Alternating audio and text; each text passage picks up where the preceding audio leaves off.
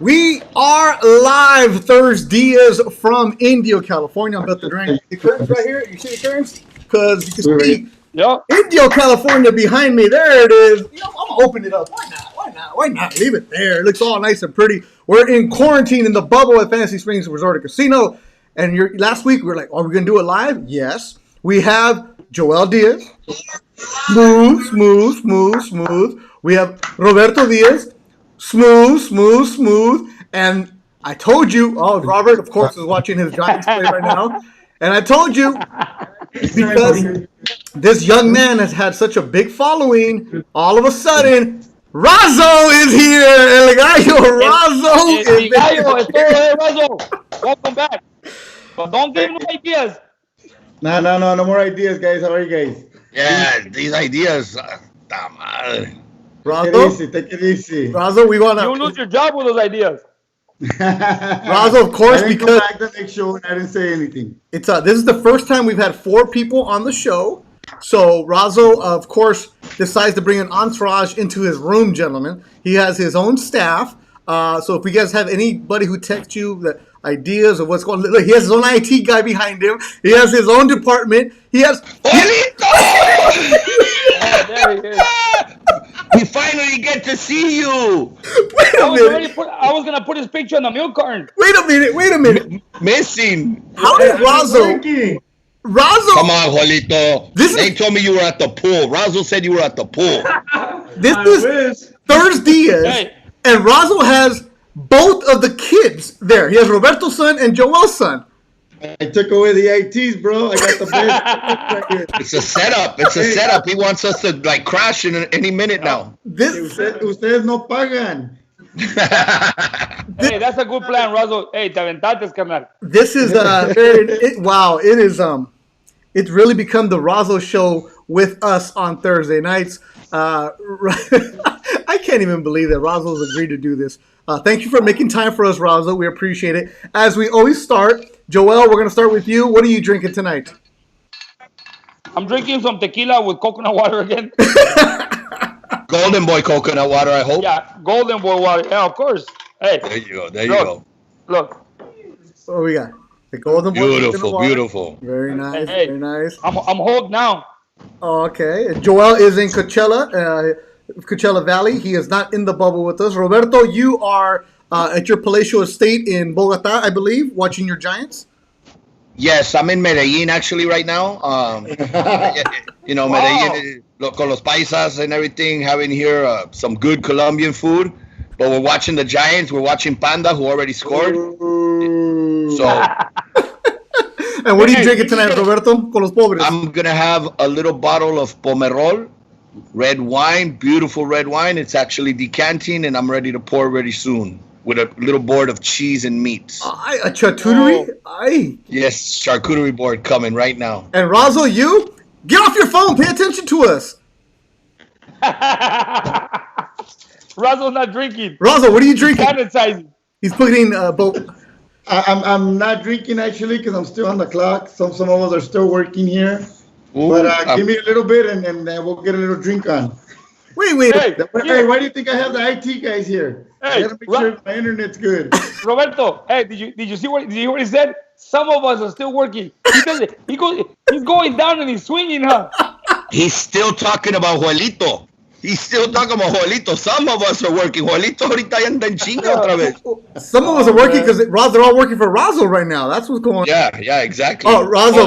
Hello. Okay. Qué bonito. Ahí salió el peine. And I got myself a Thunder in Paradise, a double IPA, 8.6%, craft beer kings. This is actually Alvarado Brewing in Salinas, California. So saludos to everybody. As always, if you're watching ThursDIAZ for the first time, the way we do it, we start off, I've been saying it's a plática with your tíos in the backyard. So let's bring your own drinks. I left the 3-gallon tequila at home because of the quarantine bubble. We couldn't bring anything else here. We see all your comments. Hello to everybody. You guys interact with each other. Have a good time. But this is the first time we're doing 4 people because Razo has such a big following. As he told me in the elevator today, well, remember last week I was there and everybody watching were my friends. So I'm glad that we are able to have a show for Razo. We are working for Razo Productions. There's all kinds of stuff. So all that good stuff. So what we're at right now is I'm in Indio. Razo's actually down the hall. We're on the same floor, Razo? I think so. Yeah. Yeah, so Golden Boy is going to have a show tomorrow night on DAZN. Virgil Ortiz is the main event. Hector Tanahara and Mercito Hesta, that fight is off. Hesta come down with food poisoning, and we are not allowed to leave. I know, Joel, you've been to the bubble in Las Vegas for the Top Rank show. Here in Indio, from the moment you get here, they do not mess around. So let me just give you my experience. Roberto, I know you're not here, just so you let you know that the staff that you have working hard. Very impressed. Everything's taken care of. So when you get to Indio, the hotel, right away, the security stops you. They take your temperature. Then you check in, and then you go to see Carla, who gives you your packet. You go to your room, and boom, 20 minutes later, they test you. They put up your nostril. You're back here crying a little bit, and you stay in your room for that night. So last night we had to stay in our room until this morning. Then I get a pounding on the door at 8 o'clock. Like, it felt like somebody was breaking in, like somebody had a search warrant. It was Razo saying, okay, you're passed. They change you. You get the wristband. And after that, you're only allowed to leave your room to go to the fight venue, which is right next to the pool. More security there saying you can't go this way. I almost went to the Starbucks, which is 20 feet away from the elevator. Security there saying, no, you cannot go anywhere. So the security at the Fantasy Springs is good. I think our floor is only the fighters. I think a couple floors. So I was curious at how it was going to work because it's not a real bubble like they have in Vegas. Here, it's just you can leave, but you better not go anywhere else. It's very strict on what's going on, and it's pretty cool. So kudos to Golden Boy and everybody involved with operations getting it done. I was expecting the worst just because it's the first time, and it's been run smoothly. So Razo, kudos to you. I know you're working hard right now, and everything's going on. So Razo, let's get your experience. Are you stressing right now? Yes. Yes. Yes.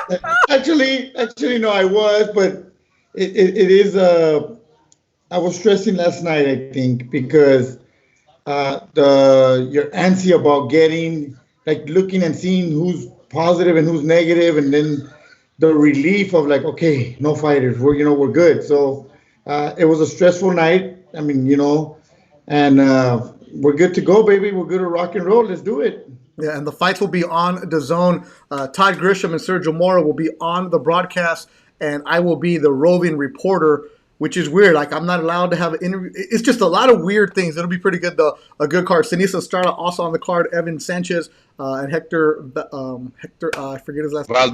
Valdez, there you go. From Dallas. So it'll be a good one. And thanks to everybody under their hand wraps. Albert Baker. Sulem Urbina, hello to everybody that's going on. Roberto, let's get your experience here. You're not here, but what are you doing this week while everything's going on? I know you're still working, but what's your role now? Well, obviously I'm in contact with Razo and the team, going through not being there, but it's also stressful because sometimes when you're there, you get to see the problems or issues. When you're not there, you're hearing about them. And you're thinking, are they not telling me the full thing, or the team's not reporting the full thing? So it is very stressful. I mean, Razo calls me yesterday and says, hey, one of the guys is 15 pounds heavy. And I'm like, what? And we've seen it with Top Rank. A couple of the guys showed up really heavy. The fights fell out. And I'm thinking, no way. I mean, it was 47. It was 13 pounds. 13 pounds. Oof. And that's still a lot when it's 5 o'clock and the weigh-in's in the morning. And because you're in the bubble, they're not going to be able to say, hey, I'm going to go to the sauna, I'm going to go to the gym, I'm going to go look for the treadmill. Mm-hmm. They're in the room. But the attitude we got back from the fighters is chill out, man. This is how I always am, this much heavy. In fact, I'm actually heavier at times a day before. Every fighter's different. Every team has their own systems. I'm old school. I don't like that much. I'm thinking the day before, 2 or 3 pounds, you sleep it off really because all the hard work's being done. There's other teams that, look, they fill you up with water and then dry you out. But they weren't going to have that time period. So I'm nervous. At 11:30 at night, Razo and I are on the phone. Go check his weight. No, you can't check my weight. It was almost like, what do you got? You're the opposing team. We're not we're the promoter of the show. We represent your opponent, but right now we just want to make sure there's a fight. When you're that heavy, we could lose a fight. We didn't know about Mercito and Tanahara situation yet. So this morning, still won't let us check. By the time the weigh-in comes, I'm waiting for Razo to call me and tell me, hey, he didn't make weight. And when Razo called me, he says, hey, he's under. I'm like, wow, they really did know their body and their system. Okay. Well, by that time I received a call very early from Mercito's manager saying he's doing really bad. He's in cramps. He's in pain. He ate something last night, room service from the hotel, and that just goes to show you, because a lot of people, I've seen their comments. How do you eat if you're going to weigh in the next day? Well, because of all the hard work, the kid was feeling like I have the energy. I'll eat a little bit so that I'll work it off in the morning. They know their systems. Yep. But sometimes your system right now might be a little delicate. Clean. And too clean, exactly. And he might have eaten something. And even because they told me, what did he eat? And he ate salad. Well, salad, as healthy as it is one of the most dirtiest things out there, that if it's not cleaned properly, you can pick something up. Or if it got close to, raw chicken or something, salmonella, we don't know. But he didn't sleep all night, cramps, diarrhea, throwing up, and obviously weakened. And, for his safety and health, we had to pull out. And again, I see the comments, I read the comments. To the fans out there, trust me, the last thing we want is to build a fight to not see it happen. But at the same time, I'm not going to push a fighter that's telling me I don't feel good, I feel sick, to expose their life. Their life's already in danger, going in there 100%. So it's the thing about boxing. It's not baseball, football, where one of the players is injured, the team shows up and plays anyway. Boxing's different. It's interesting what's going on. And Razo, a lot of people congratulating you on doing a great job with the towels. Virgil Ortiz had a strip, take out the underwear. Razo, you were there with the towel. Yeah, very, very good job. The most important job, and most importantly, you didn't leave early. Ernie almost left too soon, but you took care of it, Razo. You're a seasoned pro. I remember. I think I've done it before, or I've seen it before. So I was like, don't leave. And I was like, oh man, I didn't get a chance to tell Ernie, don't leave, don't. And I was like, whoa. But yeah, it's happened before. But we're good. Part of the show. All right. And Joel, for you, you don't have anybody on the card. How's the gym coming along, and what's your week like? Well, I've been on it every day, every morning, and I go to the gym and train some of the fighters. I got dates already. Actually, I have a fighter who's fighting at the Thompson card this weekend on Sunday. Oh, I'll see you there. Yeah, you'll be there. It's a kid from Chile, came with a friend of ours, and I'm training him. So he's going to go, and it's going to be out in San Antonio, but I'd rather keep Antonio here with the guys and the gym, because we still got to keep going. But the gym is going great. Today I had a guy come over and, measure everything for air conditioning, but everything is going to start Saturday. They're going to start building the part that was burned. Antonio and I have been cleaning it every day, and it's looking really good. Every person that came around, and every trade has come through. I'm talking about from the electrician, the plaster guy, the metal guy, the roofer. A roofer called me today and says, "Hey, coach," he goes, "you need some work out there?" I go, "Yeah. I don't forget, I do roofing." He goes, "I got you." I go, "Oh, great." He goes, "Yeah, I got everything. Just let me know when you're ready." And it's funny because I've always told everybody, people that know me, I'm the type of person that I never say no. Somebody asks for a favor, I never say no. I've always been good to people, and I think it comes a point in time where you see it, and people appreciate what you did for them at one point in life. I got a message from this guy, right? And he tells me, "Hey, coach, do you have a fire system on your building? And I said, no, I don't know anybody. He says, well, I have a company. And my company, we do fire systems, we do cameras and alarms. He says, I got you. He says, you used to train me back when you were training in Coachella. You trained me for 2 years. He Wow. says, so I got you whatever you need. And everybody that's coming around, like I said, they come around and, hey, what do you need? And it's coming along. People are basically helping me because I know them. The company I used to work for before, construction company, I called because I wanted to do some skylights. I want some light coming in the building, So that guy was my boss for 15 years. He goes, what do you need?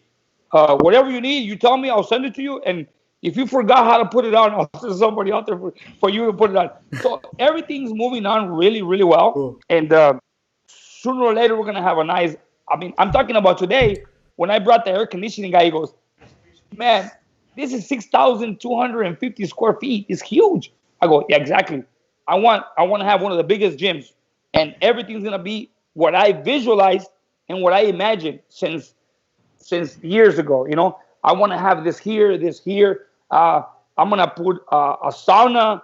I'm gonna put like ice bath tubs, like those tubs like they use for football.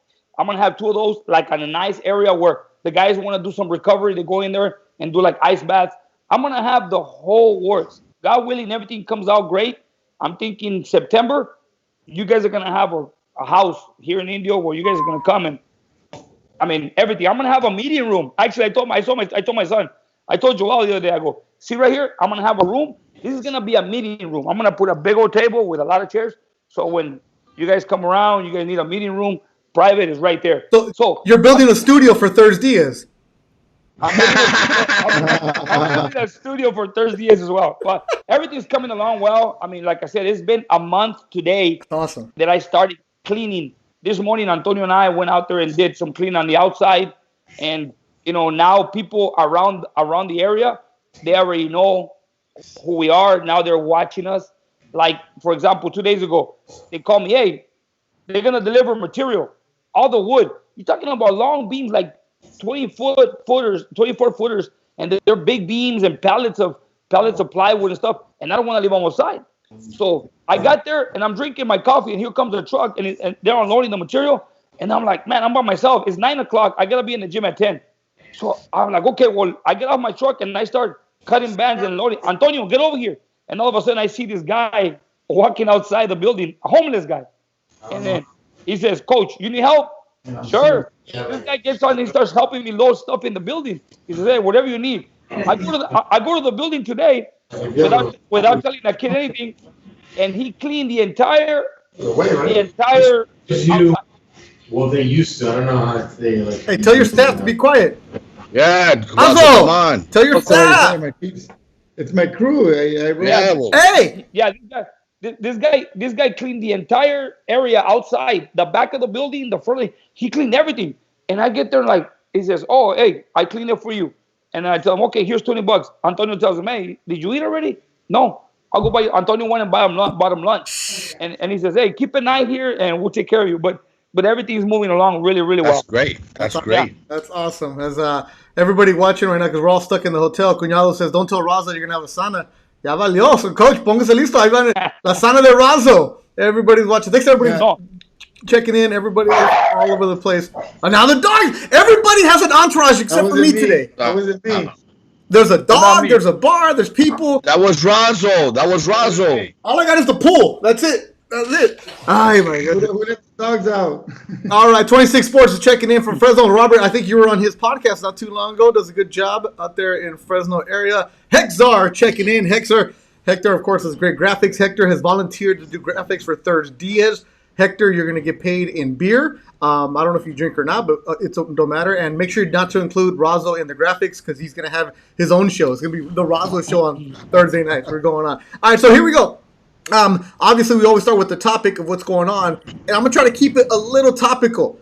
Normally we don't, but today, Roberto, Mike Tyson fighting Roy Jones. I know it's an exhibition, no headgear, with bigger gloves, but still, what do you think of that? It's Yeah, I saw it today. Look, it's tough for them sometimes to say no more. You remember these guys have been competitors since they were 7 years old most of the time. Roy Jones, one of the greatest. I mean, a middleweight to go up to heavyweight, win the world title, come back down. Roy Jones, when in his prime, was untouchable.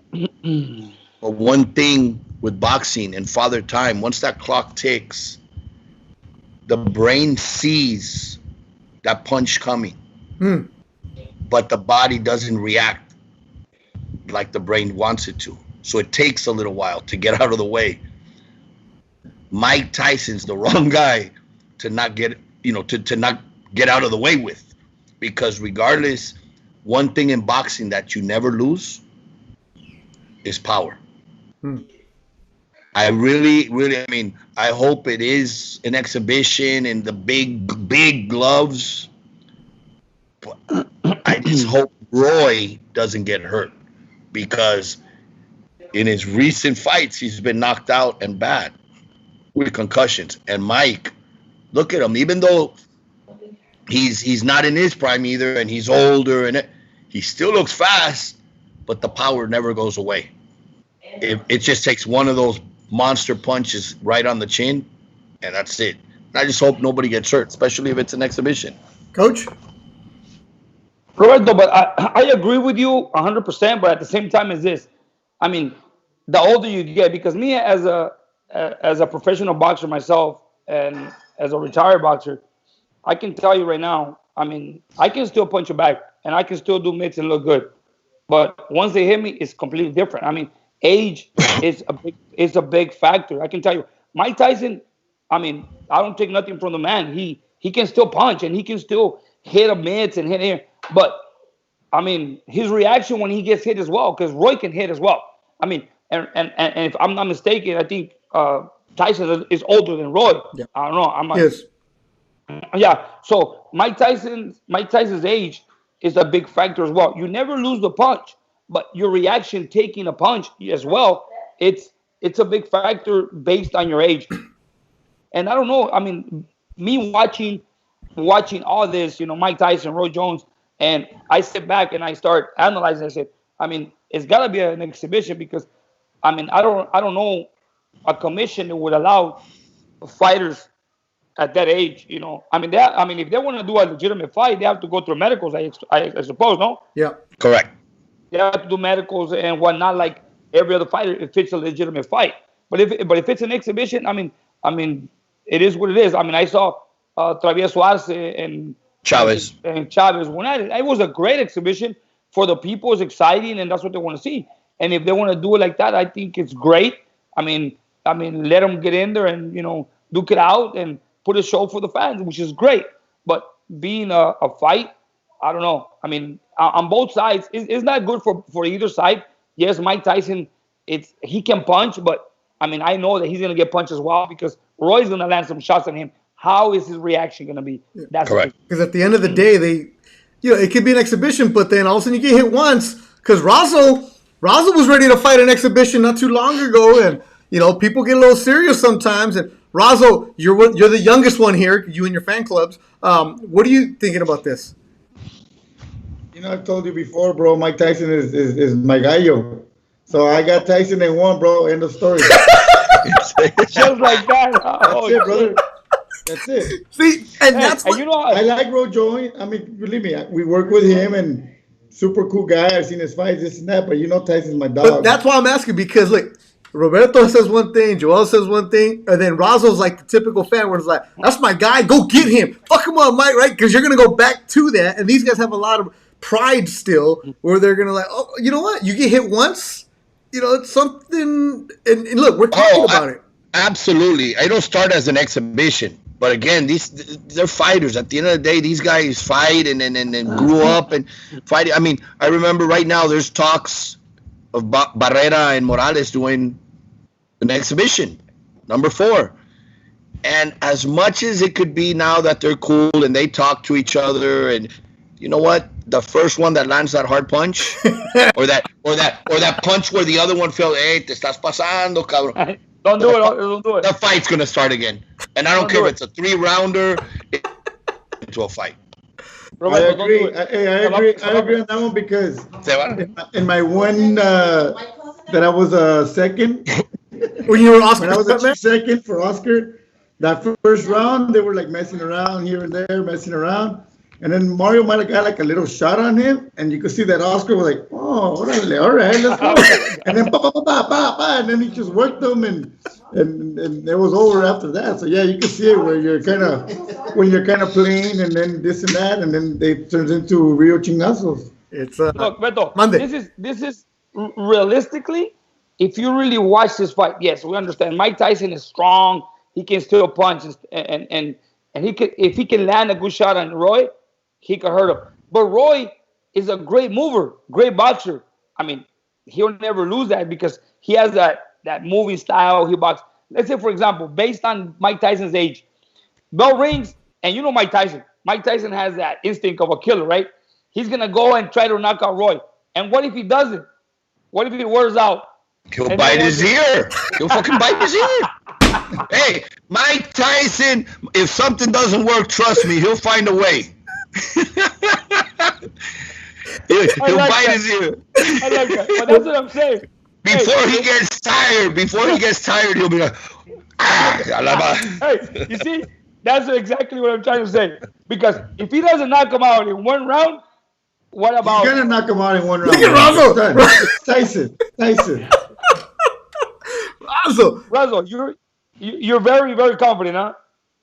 Yeah, wait, what's the over-under? Let's do it. Oh, now you want to bet. Oh. There you go. The Green Eye Bandit, our good friend, says Ali against Lyle Alzado was an exhibition, but Lyle was still trying to knock him out, trying. And then remember in Rocky when he fought Hulk Hogan and Hulk Hogan got all crazy? See? Yep. I don't care if that was a movie; it still happened. But it's interesting when because that's what leads me to the topic of today. Is the legends of the sport. And what we do on ThursDIAZ is, if you're watching for the first time, we tell stories, or not we, I just ask. And Roberto and Joel and Razo are telling the stories. The legends of sports. A guy like Tyson, no matter what, I kid you not, today I must have got 5-6 different text messages from friends of mine that don't watch boxing, but right away we're like, dude, Mike Tyson's going to fight? Are you going to work that? What's up with that? And it's like the casual sports fan, because there's people like that. There are few in the sport that are just always going to attract something. What is it about Tyson, Roberto? Were you ever around him? I wasn't around him. I mean, I grew up watching him. But before I go into that, I'll tell you one thing that it tells me. And it's not a good thing.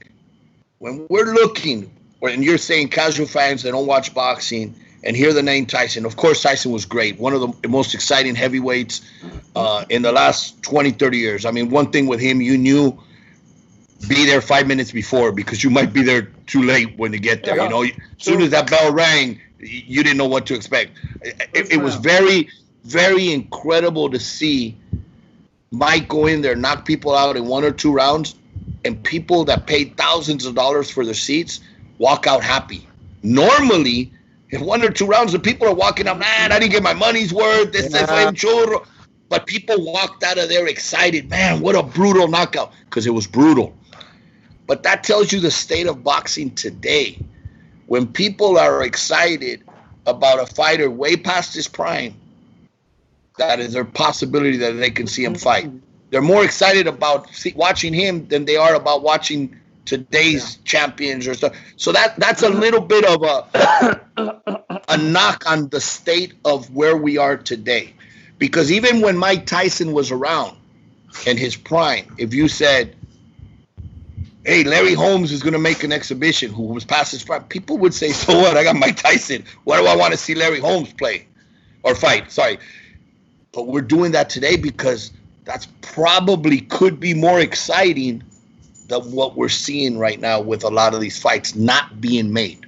Good point right there. Joel, were you ever around Tyson? Yeah. I've been in the elevator. I've been in the elevator. I was like, oh, shit. You know, honestly, I've been around Mike Tyson a few times, but there was one time at the Mandalay Bay, I had a fighter on a card. I don't remember what fight it was. And as I'm walking out of the dressing rooms down that aisle, Mike Tyson's coming, and he's got a bunch of people, and he just looks like, I mean, he was back then. He was still Mike Tyson, like he was still fighting and stuff. I mean, walking by Mike Tyson is intimidating because that guy was like, I mean, like instead of walking in the middle of the aisle, I'll move to the wall. You never know. Hey, I remember that. I was walking with a fighter towards the ring, and as we're walking down the aisle in the middle, and as we see Mike Tyson walking, you can see his expression on his face and the way he's walking. You know what? Let's move this way. Hey, instead of approaching Mike Tyson, let's walk away from Mike Tyson. That's what, yeah, that's the reason why that day we were in the elevator with him. It was just Juelito, me, and Mike Tyson, and one of his friends.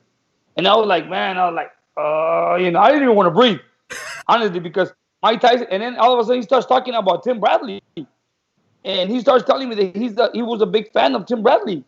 And I go, really? And I go, this moment is like unforgettable. So I'm over here giving my son signs like, hey, dude, record something, I mean, dude. And then we get off the elevator in the lobby, and he's still talking to me about Tim Bradley. Oh, Tim Bradley, this, his work ethic, he's great, and this and that. And I'm like this. I'm like, I have the Bible right here, like, okay, And I'm over here trying to tell my son, hey, dude, record something so people can believe me. I was talking to Mike Tyson, And that's about the only moment I've been close to Mike Tyson. And he was talking to me. We're in the elevator, and he's just telling me about what he thought about Bradley, and that he was a big fan, and what he needed to do to win his next fight, and so on and so. I mean, we were there for at least 15 minutes. He was just talking.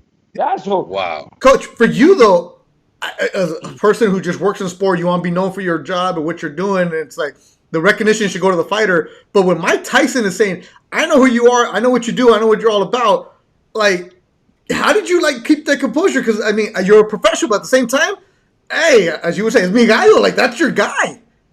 Man, it's intimidating. It's nerve-wracking. It's like, I'm telling you, on Roberto's birthday, he invited us over, and we're right there, and we're sitting down, and all of a sudden I see, like, same thing. I hear this guy singing, right? And, I mean, I love music. I wake up to music. I go to sleep to music. But then all of a sudden it's like, I'm over here on the table, and we're eating, and then I hear this guy singing. So I reach over, and I go, wow. So for somebody to catch my attention when he's singing, I'm like, so I remember I told my wife, who's that? And my wife tells me, it's Lorenzo Mendez. I go, who is he? And she goes, oh, my wife starts telling me, right? So I get off the table, and I walk, and I stand to watch him finish his song, right? So as he finishes his song, he was like over there on the left, and I was right here, the table behind me, and his wife was over there in the front. So as he finishes his song, he puts the mic away, and as he's walking down towards his table, he looks at me and he goes, oh man, I want to take a picture with you. hey, what? And I go like this, and I go, I'm looking behind me, right? Like, and he goes, oh, I want to take a picture with you, Clay. You're boxing coach, yeah. And then his wife gets up, and then she tells me, oh, he's a big fan of boxing, and he likes your work. I go, man, can I take a picture with you? All of a sudden we take a picture together. Lorenzo Mendez, his wife, my wife, and we have a picture together, all four of us. That's awesome. That's awesome. It's the same thing, going back to Mike Tyson, is like Mike Tyson talking to me. I'm like this, and the elevator, I don't want to breathe because it's Mike Tyson. And I was saying, hey, how you doing, coach? How's Tim Bradley? And like, oh, he's good. Oh man, I'm a big fan. And right there and then I was like, wow, he knows me, And it is one of those moments where it's unbelievable because, I mean, me following the sport of boxing, I never thought I would get close to Mike Tyson. I've been to Holyfield cards. Holyfield started promoting events, and I never thought I would be close to Evander Holyfield. I was in Kentucky for the WBC tournament, and walking up to the stage for the weigh-ins, I looked at Evander Holyfield, and he's real serious. He's real quiet. And as we get off the scales, I'm walking out. He goes, how you doing, coach? Hey, great job. And I said, wow, but I'm the type of person that I don't really approach somebody or bother them for a picture. I'm not.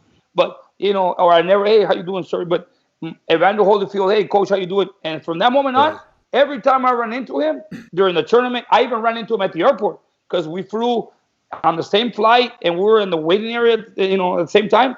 And he was actually talking to me like, man, I remember Evander Holyfield, one of the greatest heavyweight fighters. And I mean, I remember when I was watching the fights and watching him and Tyson and all those big fights, I never thought I would even get close to him. Now, him talking to me and traveling with him and being sitting next to him at the airport, I mean, those are unbelievable moments. Yeah, it's like when you go play golf with Razo, or you go eat with Razo in East LA. They stop you everywhere. Razo, why is Mike Tyson your guy? Hey, one day I was coming from the airport in LA, right? And I'm looking for a place to eat, and I usually find those taco wagons. So we stop at this place right there in East LA, and I posted a picture, and then he called me, hey, that's behind my house. Right? Razo called me, hey, that wagon is right behind my house. Oh, really? Okay. He goes, but I know a better one. Oh, really? Okay. I know spots in East LA. So I was in the airport. We're talking about legends. Yep. I was at the airport. I was LAX, ready to fly somewhere. And I had bought one of those like track jackets, like from a tracksuit, but it was just a jacket, the top. And I liked the colors. It was white with green and red colors, like Mexican, but it said Sicilian. Obviously, Italy's the same colors. And I liked the jacket. It said Sicilian. Bought it, had it on that day to travel. And some guy comes up to me and says, I'll tell you guys the name after, but he says, hey, you're Sicilian? And I said, nah, man, I'm Mexican, but I like the colors and, the same colors. So, I'm Sicilian. I said, yeah, no. Oh, how do you know? I said, you're a great fighter, man, one of the exciting fighters. But he came up to me because of the jacket, started conversation, and it was actually a very fun fighter to watch, former world champion, Ray Boom Boom Mancini. No way! Yep. Yeah. And then I met him years later in Peru for a WBA convention, and we started talking and got along really good. He's really, really cool guy. Razo. Yeah, I was at a fighter meeting recently, and he was there as well. And same thing, he just starts talking to me. I mean, Ray Boom Boom Mancini is one of my. I've been a great fan of him, a big fan of Boom Mancini, but I never thought him. I saw him come in. He sat down, and it was for a Tomás Delorme's fight. For Tomás Delorme, as a matter of fact, I'll never forget because Tomás Delorme was excited and he wanted to take a picture with him. And then Mancini, hey, Joel, how are you? And he says my name. Hey, how you doing, Mr. Mancini? So we take a picture. And then Tomás is telling his wife, hey, take a picture. And she goes, who is he? I'm like, you don't know who that is? No. Like, she was like, I don't know who he is. That's Ray Boom Boom Mancini. But like I said, some people don't know who they are, but us that we follow boxing and we go back. Recently in Dallas, Texas, I ran into Chiquita Gonzalez. Yeah. And tremendous guy. Yeah. So he's doing an exhibition. Really? Yeah, with Daniel Zaragoza. They're compadres, and they're doing an exhibition. In fact, Chiquita's son Alberto a few days ago sent me the poster that where they're gonna do their fight. So that's pretty cool. Wow. Razo, we're noticing that you're on. Why don't you do an exhibition? Has fixed your camera because you were all quiet. They were fixing your camera crew. Razo, what's going on in your room? Because the camera was the camera was moving, and I'm trying to ask Razo a question, but he's all serious. And Albert Baker from Under the Hand Ramp said, that his crew's moving. I was like, Razo, are you okay? Are you allowed to participate in the show now? Yeah, we're good, bro. I'm tired. You're back? It's been hectic, bro. It's been a tiring day. Got up early, really early, and it's just stressful day with the weigh-in and all that. So, but I'm starting to flow. I open up the cold one. That's the first one. Hey, Razo, we're almost done. Last week you were flowing from the beginning. Is it Roberto? I know. I think Roberto's intimidating. You're right. Roberto. Hey, no. Easy there, buddy. Hey, what's the score, by the way? 5-1. Thank you. Is that the score? No. That's not the score. Dodgers in 1-1, brother. It's 1-1. Razo, are you ready to participate in the show now? Since you wanted it, did you invite all your friends? Let me get some wine. Go ahead, Bobby. All right, Razo. Hey, usually you give me an hour. This time you're like, hey, you're on in 10 minutes. You're a last-minute replacement. You got to be ready. Razo, last week, Razo, you were on point, dude. What happened? I'm sorry, bro. It's fight week. You come in fight week, and when you're dealing with the problems and this and that. But let's make it happen. All right, Razo. Let me take a Take a shot. There you go. Now, Razo, because of your performance last week, that's why you were brought back. They love you, but I got you think that you're the king of East LA and all that other good stuff, but you do know that I am also a man of the people. I have scouts out there, and the main reason I brought you on the show today, and I didn't want to give you a warning, I didn't want to give you a chance to say no, is because salud to everybody, salud. Razo, are all your fans watching right now? I am little by little, as you can see, your numbers are growing. It's because I shot the text out.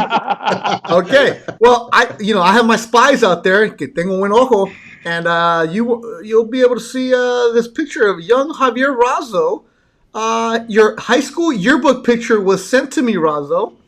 No tienes barba. You're nice and young, and let's just say that your smile, there was nothing there. You look very scared, Razo. Very, very scared. Let me see. Like he's looking now. Yes. He looks scared right now. He looks like he just saw Mike Tyson. Yeah, that's exactly what it is. Roberto, did you watch the show last week? No, I didn't. I was a little down here last week. Last week, as soon as we started the show, he started talking, he started flowing, he started here. Ahorita, está haciendo parece como un niño regañado. Face the corner, Razo. Yeah, so Roberto, check your. I texted you. It's okay, bro. Yeah, Roberto, I texted you. Joel, I texted you. There's a picture of Razo, his high school picture from the yearbook. I had Razo. You went to school with 3 other Razos. I saw this. 3 other Razos. You didn't even know who they are, brother. Oh, of course. No idea. You had no Aquanet. You had look at this. That was like my 10th grade, I think, bro. I was a little mocoso right there. Razo, is that you? Yeah. That looks like Leave It to Beaver, dude. Oh my God, that looks like Leave It to Beaver. Where's Wally? Oh my God. Yeah. You gotta shave that beard. Yeah. So Razo, your fan base is growing. T over here says we need a picture of Razo with the mullet and the Aquanet. Okay. Razo didn't have any 3 flowers that morning. He looked lost. Los Razos it's fun because every single week people are gonna start sending me pictures of Razo and what he did. But that should tell you about the love that you get, Razo. Also, Razo, you did a good job playing golf yesterday. No. No, if you guys want to see Razo putting, go to my Instagram, Beto Vision. Razo had a chance. I saw that. He had a great chance for a birdie, and Razo, what happened? Didn't he say though that he was stressed all day yesterday? Oh, now I know why. He was playing golf. No, I couldn't even play, dude. I'm getting calls and then dealing with this and dealing with that. It was just while Jolito hasn't stopped working. Wow. Both of you. Pinches cachetotes, dude. Hey, Roberto, it's been a while, huh? It's been a while. Hold on, let me go like this. Yeah. Oh my God. Yeah, and that is It's been a while. That's what we do on ThursDIAZ. We will take care of it. So everything's going on. Roberto, did you go and get like a $1,000 glass of wine or something? I went to get a little pomerol, and then we got the charcuterie board right here. Oh yeah. Oh, it's on. So it's on. Let me see if I could. Oh, I mean. I can't turn it because everything. No, that's perfectly fine. That's perfectly fine. Provecho, Roberto. Provecho. Gracias. There it is. That's what's up, Razo. Razo, I'm getting more pictures from you. My goodness. The pictures continue to come in of Razo. So, wow. Yeah, that's the Razo fan club. The Razo fan club is coming strong today. This has become an episode of This Is Your Life, Razo. And we are now going to... Good job, Razo. I got you back, Razo. Look at this, Razo, number 80. Why did you wear number 80, Razo? Henry Aller. Henry Eller because of the Rams. Yeah. Home of And then the Bulldogs. as much as can you mute Roberto real quick? But Jerry Rice was another at the time. Oh, Roberto, he's getting look. But it was Henry Aller though. Henry Aller, not a lot of people really know him, but dude, Rams. in this time and age, I don't know if he'll get into the Hall of Fame, but he is a Hall of Fame. His route running was awesome. Look at that. When you say number 80, there's only one number 80. His name is Jerry Rice, the greatest of all time. Razo, I thought you were a linebacker, so why were you wearing number 80?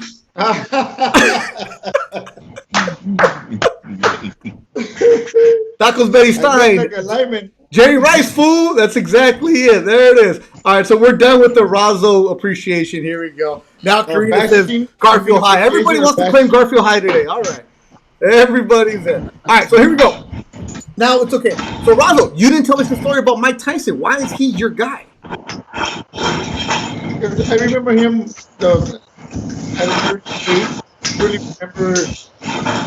Hold on, Razo. Hold on.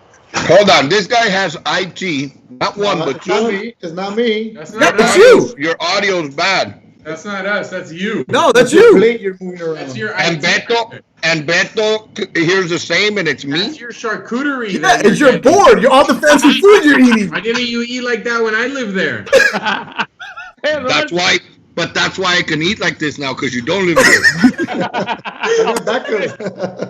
Hey, Roberto, who's this guy? This guy was another guy that approached me. What? This guy is another guy that approached me in Cancun.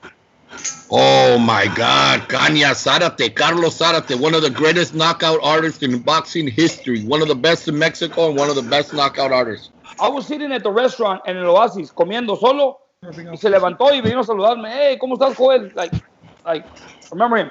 That's another man that told his wife, hey, déjame sacar una foto con Joel. Wow. You know? I mean, that's Zárate, a guy that, I mean, one of the greatest Mexican fighters. I mean, incredible. I'm sitting at the Oasis comiendo solo, and him and his wife were over there because he was a special guest for Pepe's show. All right. Although he gets up and he tells his wife, hey, Joel, ¿cómo estás? And then me saluda, hey, ¿cómo estás? Bien, bien, todo madre el señor. And then he tells his wife, hey, sácame una foto con Joel. And I go, okay, well, nos sacamos una foto también yo, so I took a picture with him. But, I mean, for a man like that, to know who I am, you know. And for a lot of new fans today, or the younger fans, I won't say new, younger fans that don't know who he is, or see him. Oh, he's one of the oldies, old timers. Us growing up, one of my earliest memories was Carlos Zárate against Alfonso Zamora. Now, just to give you a little of that fight.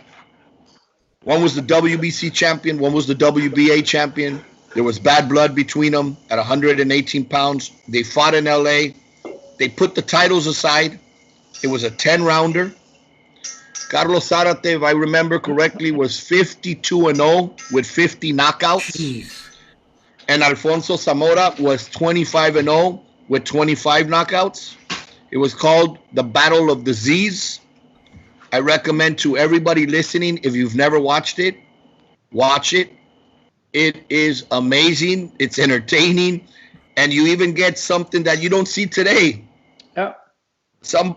I'll leave it at that. But besides the fighters fighting, something unexpected in boxing, always expect the unexpected. Oh, no. You can't. No, just tell us now. Tell us.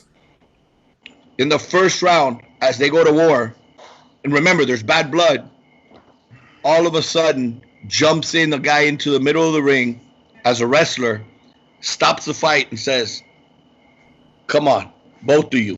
And the cops have to grab him and throw him out of the ring.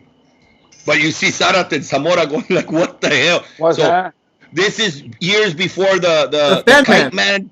Yeah, before him, there was a LA guy. Everybody swears it was Razo. Jumps into the middle of the ring and says, vengan cabrones. Was it planned or just a random guy? A random guy jumps in like Speedos. What? Like a wrestler, Yep. like a Mexican wrestler with the mask? Like a Mexican wrestler, yeah. Metió el Santos. That's fantastic. Wow. So all our listeners, watch the fight on YouTube. Which is the fight? Amazing fight. Zarate and who? Carlos Zamora. Zarate against Alfonso Zamora. Alfonso Zamora. And that was in the first round. All right, I'm gonna check that out right now. Yeah, it was. I mean, those are shocking moments in boxing because, I mean, what fight was it when the guy just, parachutes into the ring? Oh yeah. You know, Riddick Bowe, and Holyfield. and Holyfield, exactly. Yeah, I mean, it was a heavyweight fight, and everything is in there, and all of a sudden you see this guy just coming down in a parachute. I mean, things happen, like Roberto says. And back in the day, Beto, I used to remember at the Forum when all these, great fighters used to fight out there.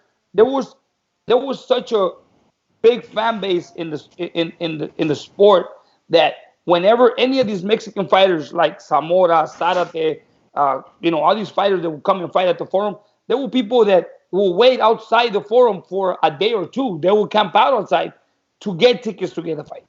What? Really? Yeah. This is in the 70s? Right, Roberto? Yeah. I mean, Don Chargan tells you the stories. I mean, tickets were like, I don't know, $7, $5.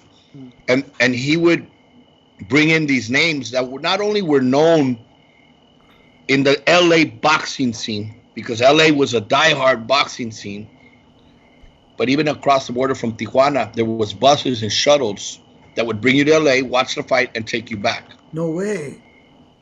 And he would bring those names. He would bring in the Bobby Chacon against Rubén Olivares. He would bring in the Zarate Zamora. Yeah. The Olympic Auditorium did a lot of these fights. And it was who's who of boxing back then, because you had movie stars going. I mean, from the Burt Reynolds managed fighters and Robert Redford, Ryan O'Neal managed fighters. And there was certain actors that, hey, I like this fighter. I'm going to help, I'm going to support, and I'm going to manage. Man, it's a different time, and it's something that's part of why we love doing this is because the stories that get told. I'm going to be 42, and I've heard the names, but I've never really watched them or known anything like that. Razo, you're the same way. You're what, like mid-40s, so it's like you know the names, and you out of respect for it, you know what's going on. But a Mexican wrestler, because there was no internet, so none of that happens anymore. And it's for you to tell us the stories that guys are camping out, because I've also heard the stories like the Mexican fan wasn't catered to, right? Like the traditional English media wasn't worried about a Carlos Zarate or Danny Zamora coming in. It was La Opinión was doing it, right? And it was a whole different culture of people watching these fights. Am I mistaken on that? Well, I think you did have a lot of, in a Zarate Zamora, you did have a majority of Mexican fans because, for instance, that's one of my first memories. I believe the fight was in 1972, maybe a little bit later, 75. I'm from 69, so it's one of my early fights.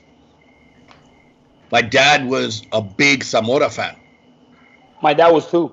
Yeah, Zamora? Oh, my dad, I still remember growing up, as a kid, my dad would sit down and watch Zamora, Zarate, and he would always be talking about, I remember watching these fights, and my dad brings his friends around, and you're watching it, and I'm right there watching fights with them. My dad mentioning, I'll never forget, Zamora, Zarate, Sanchez, Picuevas, Olivares. And then I still remember, I was a kid when I see who was the one that really knocked out and hurt Danny Little Red Lopez. Remember that one? Bobby Salvador Sanchez beat him twice. That's who he won the title from. Took it from him in like a 13th round or 14th, and then the rematch right away, the media rematch, he stopped him again in the 13th, 14th round.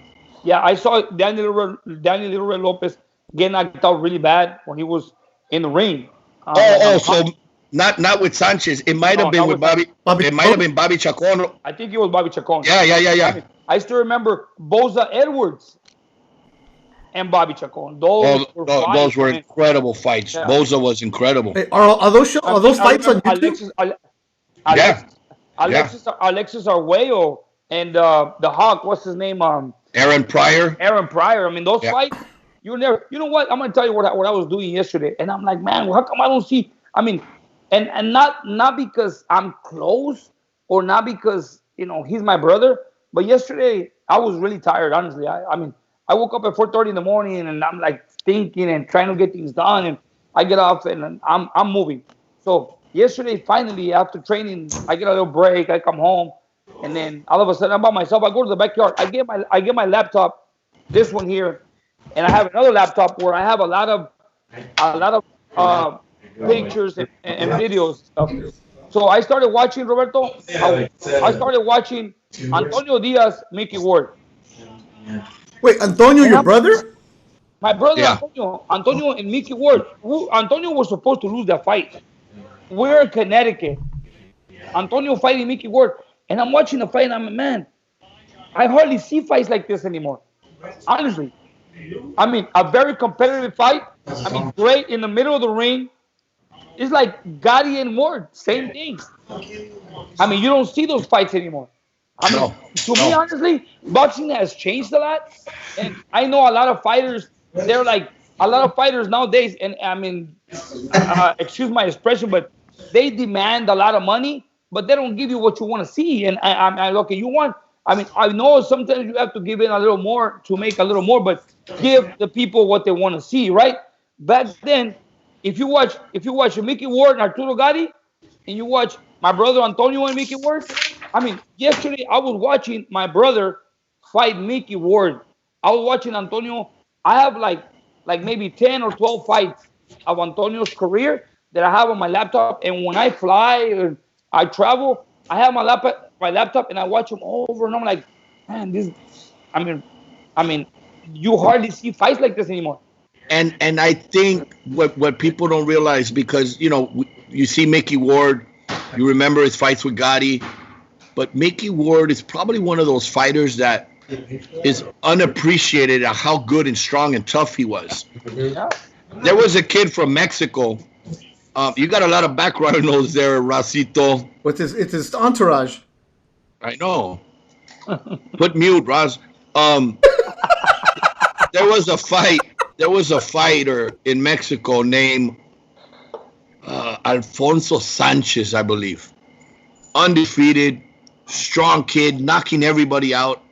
Comes to the U.S. and they put him in with Mickey Ward. And it was supposed to be like a coming out party for Sanchez. And he is beating Mickey. He's beating Mickey the whole fight. And Mickey turns it around with what? And stops the Mexican fighter with a body shot. The left hook to the body. That was Mickey's punch. Yeah, that kid was 16-0.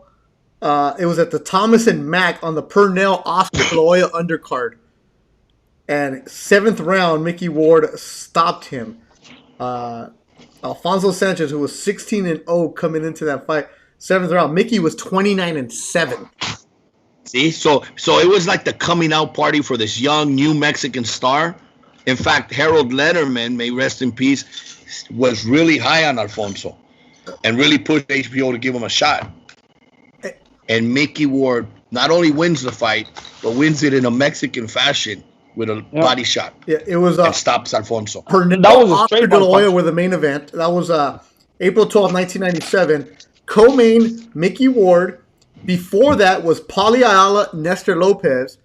And before that, opening up the broadcast, 5-0, Floyd Mayweather. Wow. Yeah, we all got to start sometime. So now guys want to be main events. Even Mayweather was low on there. That was Well, look, Razo, were you at the when fight? Oscar and Purnell? Yes, I believe that one. Actually, no. You know what? I wasn't at that one. Oh, No, because I remember seeing that one on TV. oh. Yeah. Razo, You know what? you're a little nervous. Sorry. my brother Antonio fought at the Olympic. I think it was the Olympic in LA when he fought this Argentinian Cortez, and Floyd Mayweather fought on the undercard as well. That was early in his career. And yeah, that's when I started to see Floyd Mayweather. I met Floyd Mayweather when he fought on Antonio's undercard. I think it was Cortez. I think it's Alberto Cortez. Alberto Cortez, yes. Razo, you okay? Yeah, I'm good. I'm listening to the stories like everybody else. Look, right here. What up? Alvarado, Razo está muy callado. ¿Qué le dieron? They're crying. No. It's Hey, because, the boss is here. Yeah. Oh, Hey, he's not too boss right now. It's ThursDIAZ. It's not Roberto Diaz show. Come on, Razo. Razo, Come on, Razo. Say something. I'm a guest. This is your show. No. You have your own graphics. You're good. Okay, give us an update at least on the score, Razo. It's 1-1, brother. Joel, Roberto. that show you're talking about? No paraba de hablar. Yeah, that show with Tonio was 1998 at the Olympic Auditorium. The co-main was 15-0 Floyd Mayweather, and he went the distance with Gustavo Cuello. Gustavo Cuello, another Argentinian, yeah. Also on that card, Obacar and Chico Corrales, who was 19-0. That was 1998 at the Olympic Auditorium. So you're telling me, wait, Mayweather at that time was an Olympian, 15-0, and he's fighting at the Olympic? There was no TV there. Well, I'll tell you one thing that I still don't believe. Where do you guys think Floyd Mayweather Jr. made his pro debut? Oh, TV. It had to be TV, right? He's coming out. It was on ESPN, isn't it? Well, I mean, I don't know if it was TV or not, but he did his pro debut in Chula Vista, California. Shut up. Yeah. No. Who would have thought one of the greatest fighters, one of the biggest fighters, obviously, like you said, everybody starts somewhere. Chula Vista is not even a big boxing town. But he fought out there at I think it's called the Coors Amphitheater or something like that. Oh, yeah. He was out there. Wow. All right, we're going to get to the question. Yeah.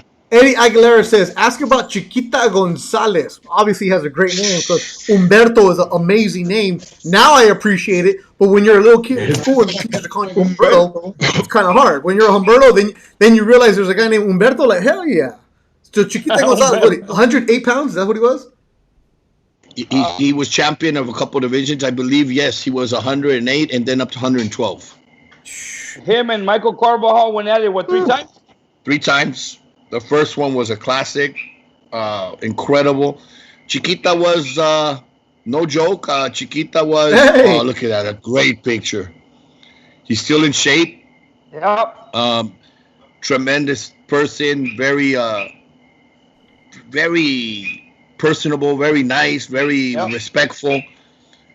But he was like the Mike Tyson. He was like, you know what people today say, Inoue with the punching power. Chiquita brought that excitement in the small weight classes. When Michael Carbajal and him fought, that was really the first time that a big network really put eyes on the lower weight classes. Because before it was welterweights and up. Yeah. And lightweights maybe, but featherweights and lower weren't given that much attention. Hamed changed it for the smaller guys, and Chiquita and Carvajal obviously made it for the tiny guys, and never disappointed. Chiquita, until his retirement, was always a fun fighter to watch. Yeah, he fought at 112 pounds. Humberto Chiquita Gonzalez against Michael Carbajal from Phoenix, right? Carbajal went to Olympics '88. Yeah. Let me tell you this one, Roberto. You're talking, and Joel. Tonio's fight against Mickey Ward. The main event that night was the Prince Nassim Hamed. So you're and Sanchez. Yeah, you're fighting at a casino. Augie Sanchez. Yeah, it's just weird how boxing has evolved in the last 20 years, where guys are just like, so many stat guys, but they're fighting on small casinos, the Olympic. I mean, nothing against those buildings, but now it's like if you're not at a big venue, young fighters are complaining like, hey, what the hell? Like, I need this, I need this, I need this. The demands are different. I know, Razo, for you, as you're trying to make a fight, when a guy tells you that, or his team tells you that, hey, we want something bigger, we want Vegas, whatever, how do you deal with that, Razo?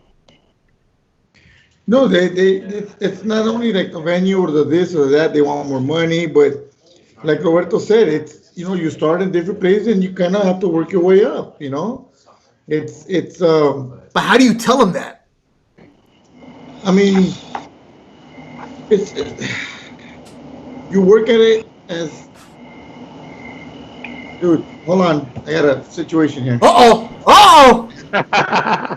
Hey, I'm gonna step off a little bit. I gotta get up. Oh! Hey, mute it, Razo, mute it! Mute it. Yeah, we don't want to hear you yelling at people. Dun, dun, dun! Dun, dun! Oh! He disconnected us. We'll get Razo back. We'll get Razo back. You know, and that's what happens because this show is live. Razo is a man who's very busy, and now that he's gone, I'll say it. Razo's been working really, really hard. Yesterday we played golf at 6 in the morning because at 8 o'clock is when they have to do all the stuff for there. Razo's been working extremely hard. As soon as 8 o'clock hit. Oh. Hey, Bobby, welcome. Bobby, welcome. It is officially Oh my God! Now it is ThursDIAZ. a Diaz show. We It have is a Diaz show. we have 3 Diaz's. The DI. Hello, Bobby Diaz, who's also working on the broadcast. This show's off the rails. But yeah, I'm complimenting Razo. As soon as 8 o'clock hit yesterday, his phone just blew up, and there was a couple of holes that we're playing where Razo. It's like, just skip me, guys. Just skip me. And he was on and he's working. Anda en chinga el muchacho right now. That's why he's stressing. So people are asking, how come Razo's not talking? I know it's because he's getting texts from the commission right now about what's going on. So that's why I kept harassing him. Razo, how come you're not talking? Because I know he can't. So We're still getting tests from the people that arrived today and that are bubbled. yeah. The results are probably starting to come in. Yeah. So hello to Bobby Diaz. Welcome to the show, young Bobby D. Everybody knows him as Young Bobby D from the Golden Boy Radio Show, and he's now on the show. So, Bobby, if you feel like talking, feel free, because you want to take my job. Like, I'm trying to mentor you and tell you don't get into this business, but if you want to talk, feel free. I don't even can Bobby, can you hear us? Or he has us muted. Yeah, he can't hear us. Oh, in that case, Bobby's a great kid. I'm glad we didn't hear it then. Yeah. Bobby, put it on. Turn up the volume. For those who don't know, Bobby is Roberto's son. I'm gonna say, hijo de tu chinga. Oh, no, he can't hear us, right? Okay. Yeah, well, he can't hear us. His dad is rich, though. So his dad has a shirt. He went from Florida to Puerto Rico to Greece, Italy, Paris, and he's back now. I love that Bobby's dad pays for the dog to travel the world too. Like that's a great guy. No, that's not a choice. That's not a choice. That's the mother that says I have to take him everywhere I go. Oh, this show is officially off. That's the advantage of having a dad. Yeah. And you know what? Cheers to everybody. I don't have any shots tonight, but cheers to everybody. What's going on? This question comes in from a friend of mine, Carlos De La Torre, who's watching us in Carson. He said, "Ask them about Manuel Paez." My friend Carlos is from Mexicali, so I'm pretty sure there's a reason there. Manuel Paez, I saw the tail end of him. Was he a good fighter? Absolutely. I mean, one of my favorites. Really? One of my favorites. Very unorthodox for a Mexican fighter. People at the beginning maybe didn't appreciate or take him serious because he was an entertainer. But deep down, he could fucking fight. Number one, he did a rolling. He would do he'd get on the ropes. First of all, I mean, he did come from the circus and worked in the circus because his grandmother had the circus. But it doesn't matter if you work at the circus, and that's not going to translate that you're going to be a hell of a fighter. He was just a natural. And he had this ability to get on the ropes, drop his hands, and just make the fighter miss. And when it came time to trade, he had power. And he can take a punch. It wasn't until he started going up and, obviously went up to lightweight and was stopped by Oscar, who was young, strong, fast. But I'm talking about featherweight. When he won the world title against Calvin Grove in 15 rounds, he did the last 15-round fight in the history, and then he fought very often. Not like champions today that maybe they fight once a year. Manuel was fighting all the time, and even maybe going back to Mexico, doing a 10-rounder, coming on back to the U.S., defending the title. He fought Tony Lopez, Pernell Whitaker, Tracy Spann, little Stevie Cruz, Luisito Espinosa, Troy Dorsey. I mean, this guy fought them all. Holy smokes. He was 79, 14, and 5. Chicanito Hernandez, Rafael Ruelas. I mean, he fought them all. And then he fought past his prime in a different weight that shouldn't have. Yeah. But Manuel was fun. He was entertaining. You tuned in because you wanted to see what outfit he would wear into the ring, and he was fun. He was an entertainer. Break dance after the fight. Yeah. One time he walked in the ring with a wedding dress. That was him? Yeah. Yeah. Hey, Beto. Yeah. Me as an amateur, I helped him spar for that Calvin Grove fight. No way! I was at the Calvin Grove fight with him because he brought me to the fight in Mexicali at the Plaza de Toros, Calafia. I was with him. I mean, that was the last fight in history that went 15 rounds. And if I'm not mistaken, it was the last fight that was 6-ounce gloves. Because I remember being in the dressing room with Manuel Medina because he was training in Coachella. Because it was me, it was Ricardo Basilio, a kid that was great fighter back in the day, and a couple other fighters here with us in Coachella helping Maromero Paez get ready for the Calvin Grove fight in La Plaza Calafia, Plaza de Toros Calafia, Mexicali. 1989. Exactly, 1999. Right there, 1989. I was still an amateur at the time, and yeah, and we helped him spar. We got him ready. He brought us with him to the fight in Mexicali. That's when he fought Calvin Grove. 15 rounds. It was hot that day. Grove was 35-1 at that time. Yep. Big favorite. Okay, if he's the favorite, why is he in Mexicali then? Probably the promoter paid him a lot to make him go over there, to say, hey, I'll pay you, but you got to come here. And his promoter, I don't know who it was, but money talks. Okay. Yeah. Jose says Manuel used to take food to the inmates in the Mexicali jails. Didn't he do novelas?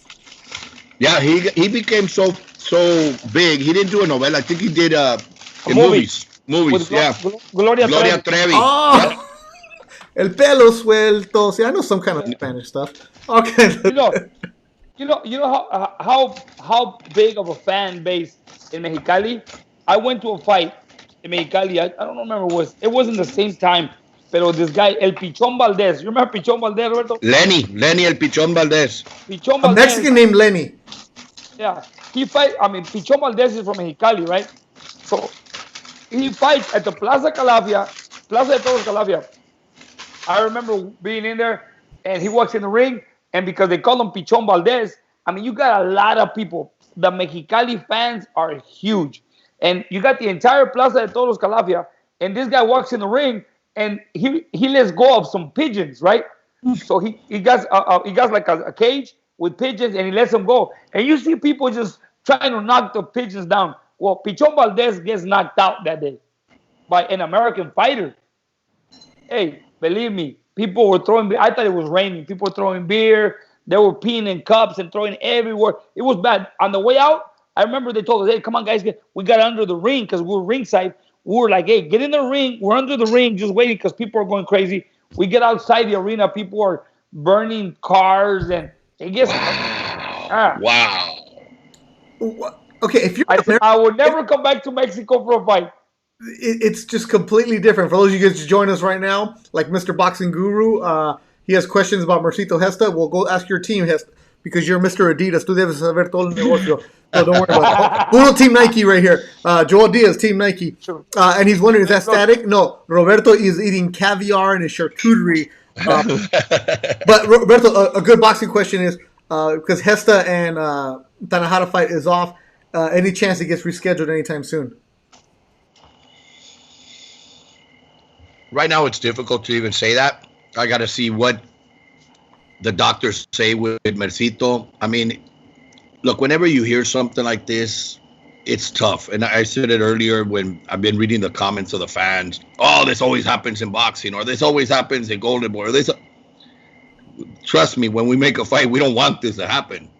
Yeah. This fight, I was actually anticipating it. It was a good matchup of styles. They both trained in camp because I saw it over the last weeks. Very hard. It's hard to see Tanahara do a whole camp. He's probably been in Riverside for 3 months, and to not fight today. Yeah. So there's your. And then Mercito, who I know trained really hard, was looking very good, explosive, and he's not getting younger. It's tougher. But when he's cramping up and in a lot of pain, and I get the call at 7 a.m. that he's in a lot of pain. Well, let's try to give him this, or let's try to give him that, and see if this makes him feel better. And nothing does. Then it's the point where, okay, you know what? It's your safety, your health. Let's call it a day for now. Yeah, and I think at this both of them point, are professionals. my mentality. Yeah. No, nobody took it bad. If it's a fighter that normally doesn't make weight, or you figure, you know what, that's an excuse that he's sick. It happened to us with Periban. Oh, he got taken to the hospital. Yeah, you know why? Because he was probably really heavy and knew he wasn't going to lose the weight. So it's easier to say I passed out than show up and go through the embarrassment. Mercito's not like that. He's a professional. Right now, Hector, I got to turn him around as quick as I can because he's ready to fight. Mercito needs to go back, find out what's wrong, heal, rest, and then start over before I can schedule him again. So I don't see it right now happening. Yeah, that was canceled. Good answer from Roberto Diaz, the matchmaker. And on a lighter note, I'm upset because I had an excellent report ready to go. Eddie Aguilera, who makes the trunks, awesome trunks, by the way. Mercito is sponsored by Tacos El Gordo. So my report for tomorrow was going to be, how does a Filipino get sponsored by Tacos El Gordo? I was ready to get sponsored myself and have free food. So that's what I'm upset about. I mean, the fight, yeah, it dropped, all that other stuff. It affects Golden Boy, whatever. It's more about me. I don't get Tacos El Gordo now because I didn't get him on the broadcast, so there goes my sponsorship. So now I got to wait in line with all the Escándalo girls in Las Vegas for Tacos El Gordo. So now I'm upset now. Now I'm going vegan. No, now you gave him a couple shout outs here. You got to go to San Diego and say, I had you on the ThursDIAZ. Oh, they know me on Chula Vista. We're going to go. All kinds of stuff. Antonio Diaz is sending in pictures. How about this one of Joel Diaz? Wow. Yeah. Hey, that's a good looking guy right there. What happened to him? Wow, míralo. So that was a serious face. That guy had his game face on that day. Yeah, there you go. How about this one? Tonio wants to be part of the show. So there he is against Alberto Cortez. Cortez, yeah. And there's Mayweather right there. There it is. Floyd Mayweather. I wasn't lying about it. I think Alberto Cortez fought Chavez in Mexico City in a big card, in a big arena. I think it was him. Alberto Cortez fought everybody. I think, no messing with Tonio. I think he fought him after because Chavez se lo dejó listo, lo ablandó. Roberto, I've been wanting to ask you this. I'm going to ask you here on the broadcast. There's a fighter that I was a big fan of because of his style. Very awkward. But to me, I think, if I'm not mistaken, he won 5 world titles. But he never got the credit. Manuel Mantecas Medina. Wait, hold on. What's the name? Manuel Mantecas Medina. He from Tijuana. He was born in Tepic, Nayarit, and raised in Tijuana. So he considers Tijuana his home. Yeah. 5-time world champion at the featherweight division. Always in the featherweight division. Didn't have a pop, but threw 1,000 punches. Yeah. He would outwork you. He beat Johnny Tapia when Johnny Tapia was still in his moment, but they didn't give it to him. He beat some very good names. Obviously, to become 1-time world champion is enough, but to become 5 times world champion in the featherweight division, it's incredible. And nobody ever mentioned him. And you're right. Every time I hear fighters like, talk to me about Mexican fighters, and obviously the first fighter that comes to your mind is Julio César Chávez, Morales, Barrera, Marquez. Boom. Yeah, I mean, like, okay, come on. I mean, honestly, I remember me being in the amateurs coming up to the pros, and I watched Manuel Mantecas Medina and Jibaro Perez, those guys were great fighters. I mean, I mean, obviously they had their issues, but a guy with 5 world titles that nobody ever mentions. Come on, I mean, and the reason is with Manuel is his personality. First of all, he's very, very humble. Here's one that with Manuel, he turned pro at 14. 14. You know, people say, you know, hey, Canelo turned 15, Barrera turned pro at 15, Morales turned pro at 16. That's young. That's too young. Yeah. Mantecas turned professional at 14. And he won. He's fighting men. And he won. And he's fighting men. Dude, the box Manuel for him only shows is very, very humble. But I'm sorry. No, the box rec for him, instead of saying the venue or where they're at, it just says Tijuana. He's Yeah, a good back then they don't even like register what venue. But he had probably like 66 wins, 10, 12 losses, something like He's that. 67, 16, and 1, 32 KOs. And looking at some of the names, Kevin Kelly, Boom Boom Johnson, Tom Johnson, Juan Tom Boom Manuel Boom Lopez, Johnson. Johnny Tapia. Gallo! Oh, Razo's back. Okay, Guess who's Razo. back?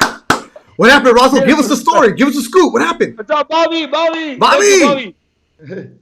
So what happened was that the Dodgers were in a clutch situation right now. Oh, shit. And, so now they're up 4-1. Dodgers are up 4-1. So I had to step out just for a bit. Razo, We're talking boxing, not baseball. Razo. Let's switch it up. where'd you go? For real, don't make me delete you. No, it's just a situation. Hey, it's fight week, bro.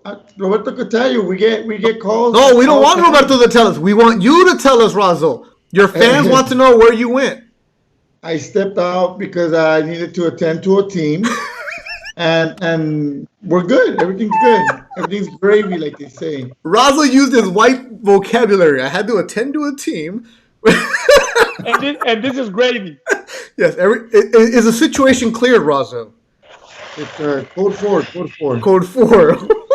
So I just got reminded by a good friend. Shout out to Hector Lopez out there in the OC. Hey, good dude right there. That Tom Brady Manuel. Patriots?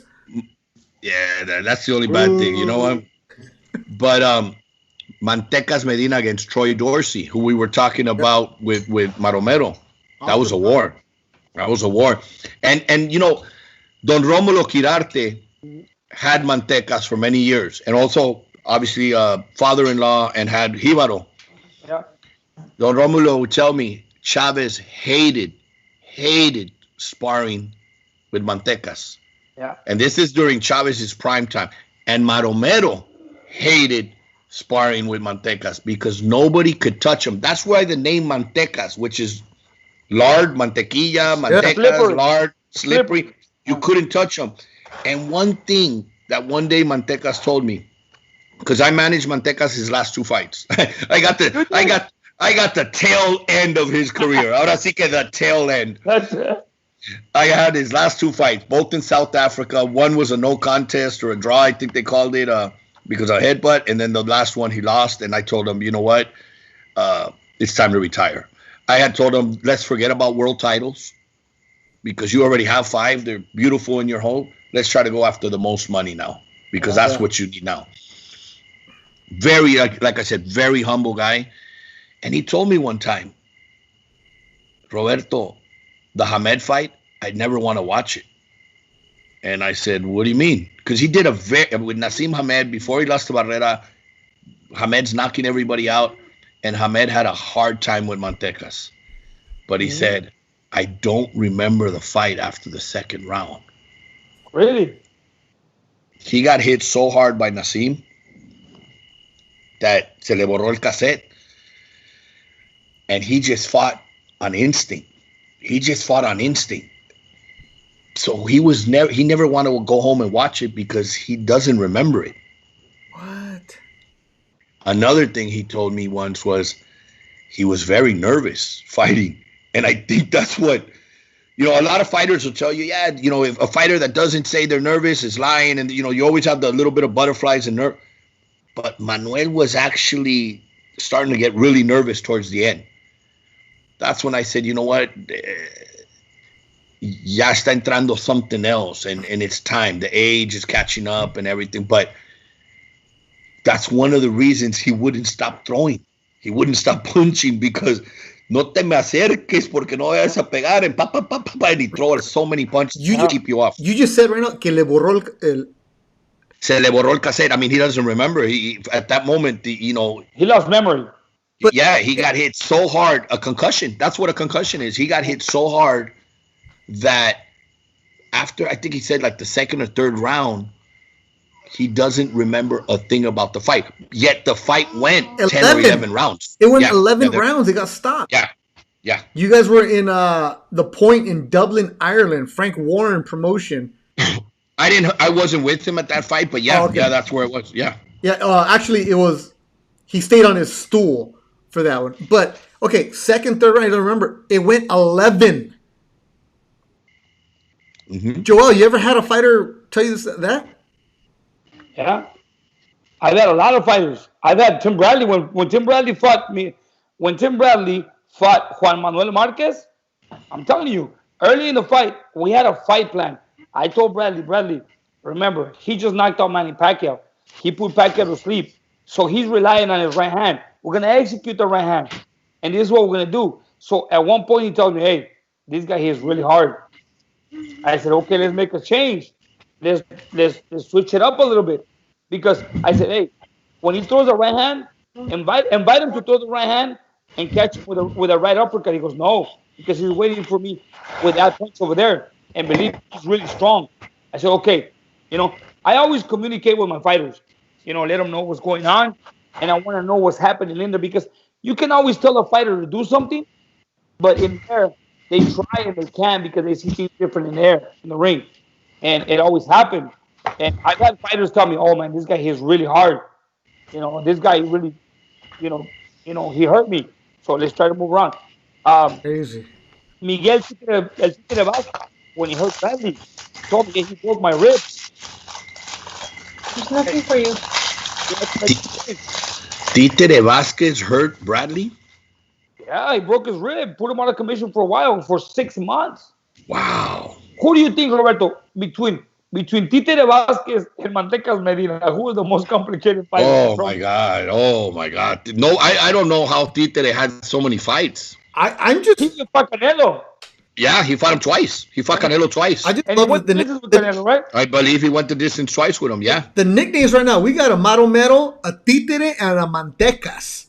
And just for the people that don't speak Spanish, Títere is a puppet. A puppet. Yeah. Thank you. I appreciate that one.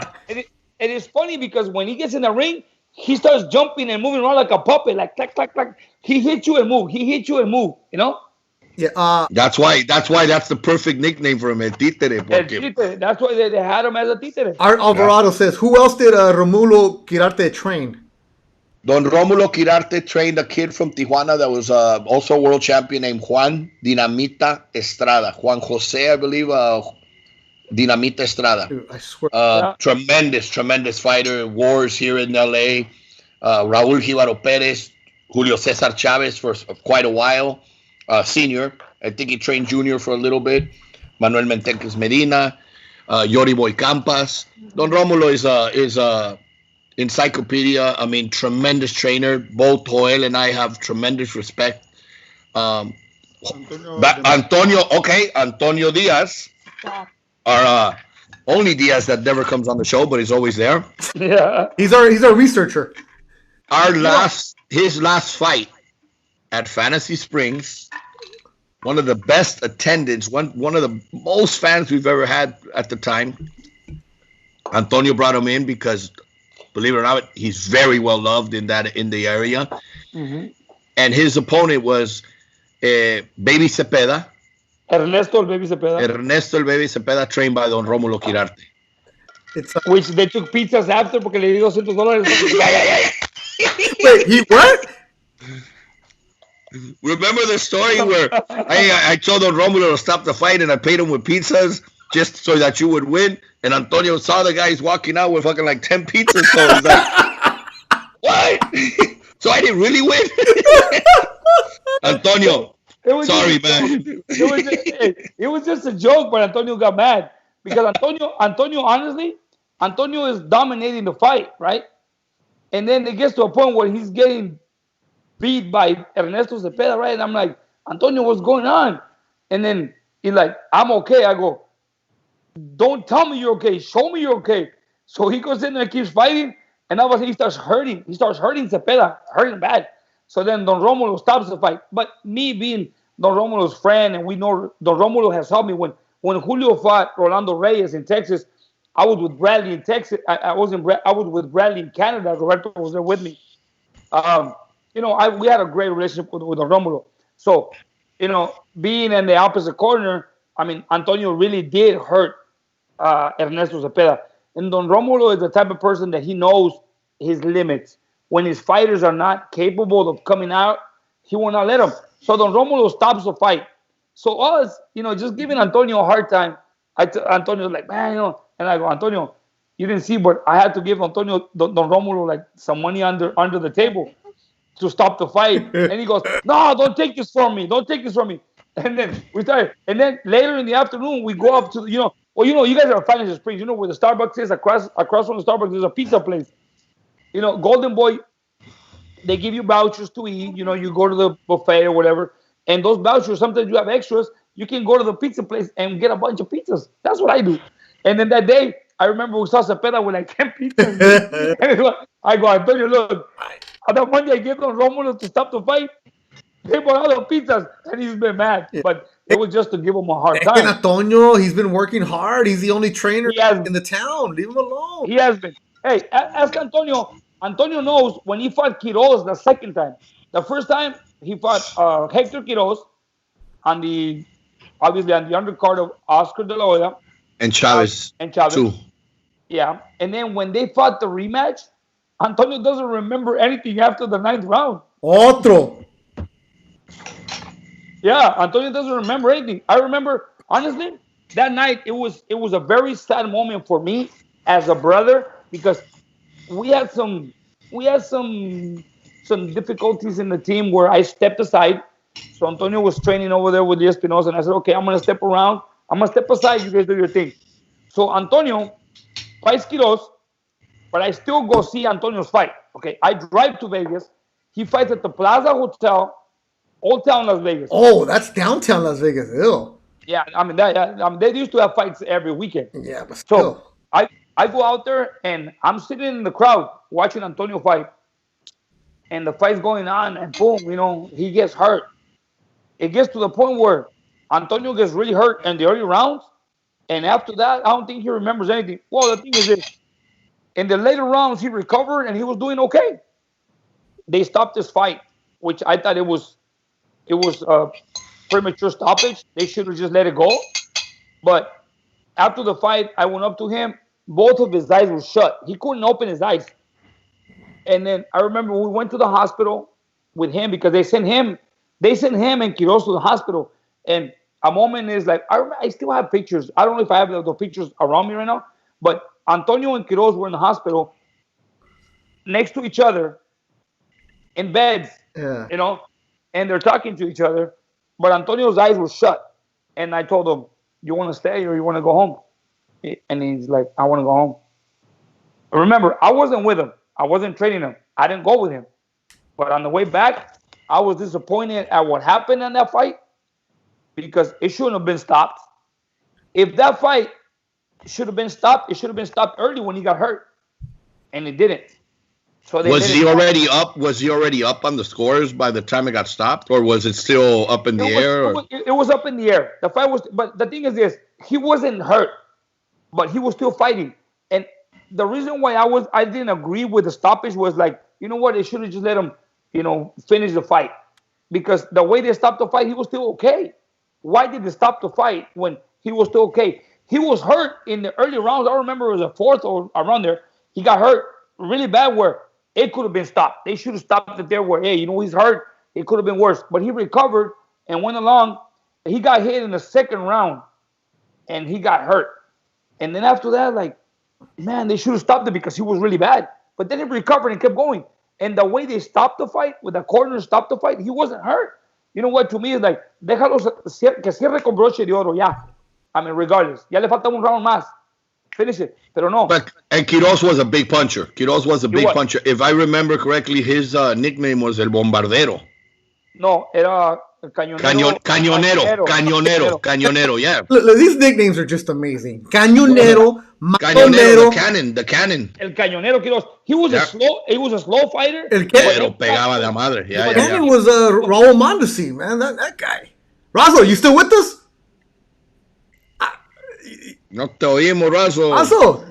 I'm good. You're good. When Antonio fought Quiroz the second time, Quiroz was already towards the end of his career. And I remember I wasn't training Antonio at the time, but they were calling me, hey, make sure your brother's training. Because Quiroz, decían, Quiroz trae la espina clavada y se la quiere sacar, like he wants to get he wants to get a revenge from the first one. And I said, oh, okay. So I figured, but I had a feeling that Antonio, just because he beat him the first time, he goes, oh, I got the second time.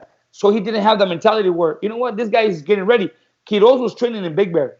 He was helping somebody spar over there, and somebody was training him. And I remember, I was not around the team. I was not around my brother, but they were sending me messages. Hey, Joel, you better tell your brother to be ready because Quiroz, he wants to get revenge from the first one, and he's training really hard. And I'm like, okay, whatever. And that's what happened. That night, Quiroz got it out of the system. He did win the fight. After the fight, they were in the hospital. They were in two different beds, talking to each other like great professional athletes, great professional fighters. And then I remember they released him. They cleared him and everything. Okay, both of his eyes were shut. He couldn't open them. Honestly, he couldn't see it. Both. And I told him, Antonio, you want to stay or you want to go? And he goes, I want to go. Yeah. All right. So it was me and one of my friends, and we started driving, coming back from Vegas. I remember, I don't know, maybe 30, 40 minutes. We pulled over because we wanted to pull over and go to the bathroom. And I remember he broke down. And he broke down and I broke down with him, because, I hate watching my brother the way he was that day. Yeah. And that's tough. And I remember saying, you know what? I'm done. Like saying I'm done with this, because he was really broken for what happened. And I brought him home and, he got over it and still came back and fought some great fights, And then you paid him in pizza. You paid him in pizza at the end. And look, but you know what? I'll tell you something. One of the greatest moments that I'll never forget, and I still have videos.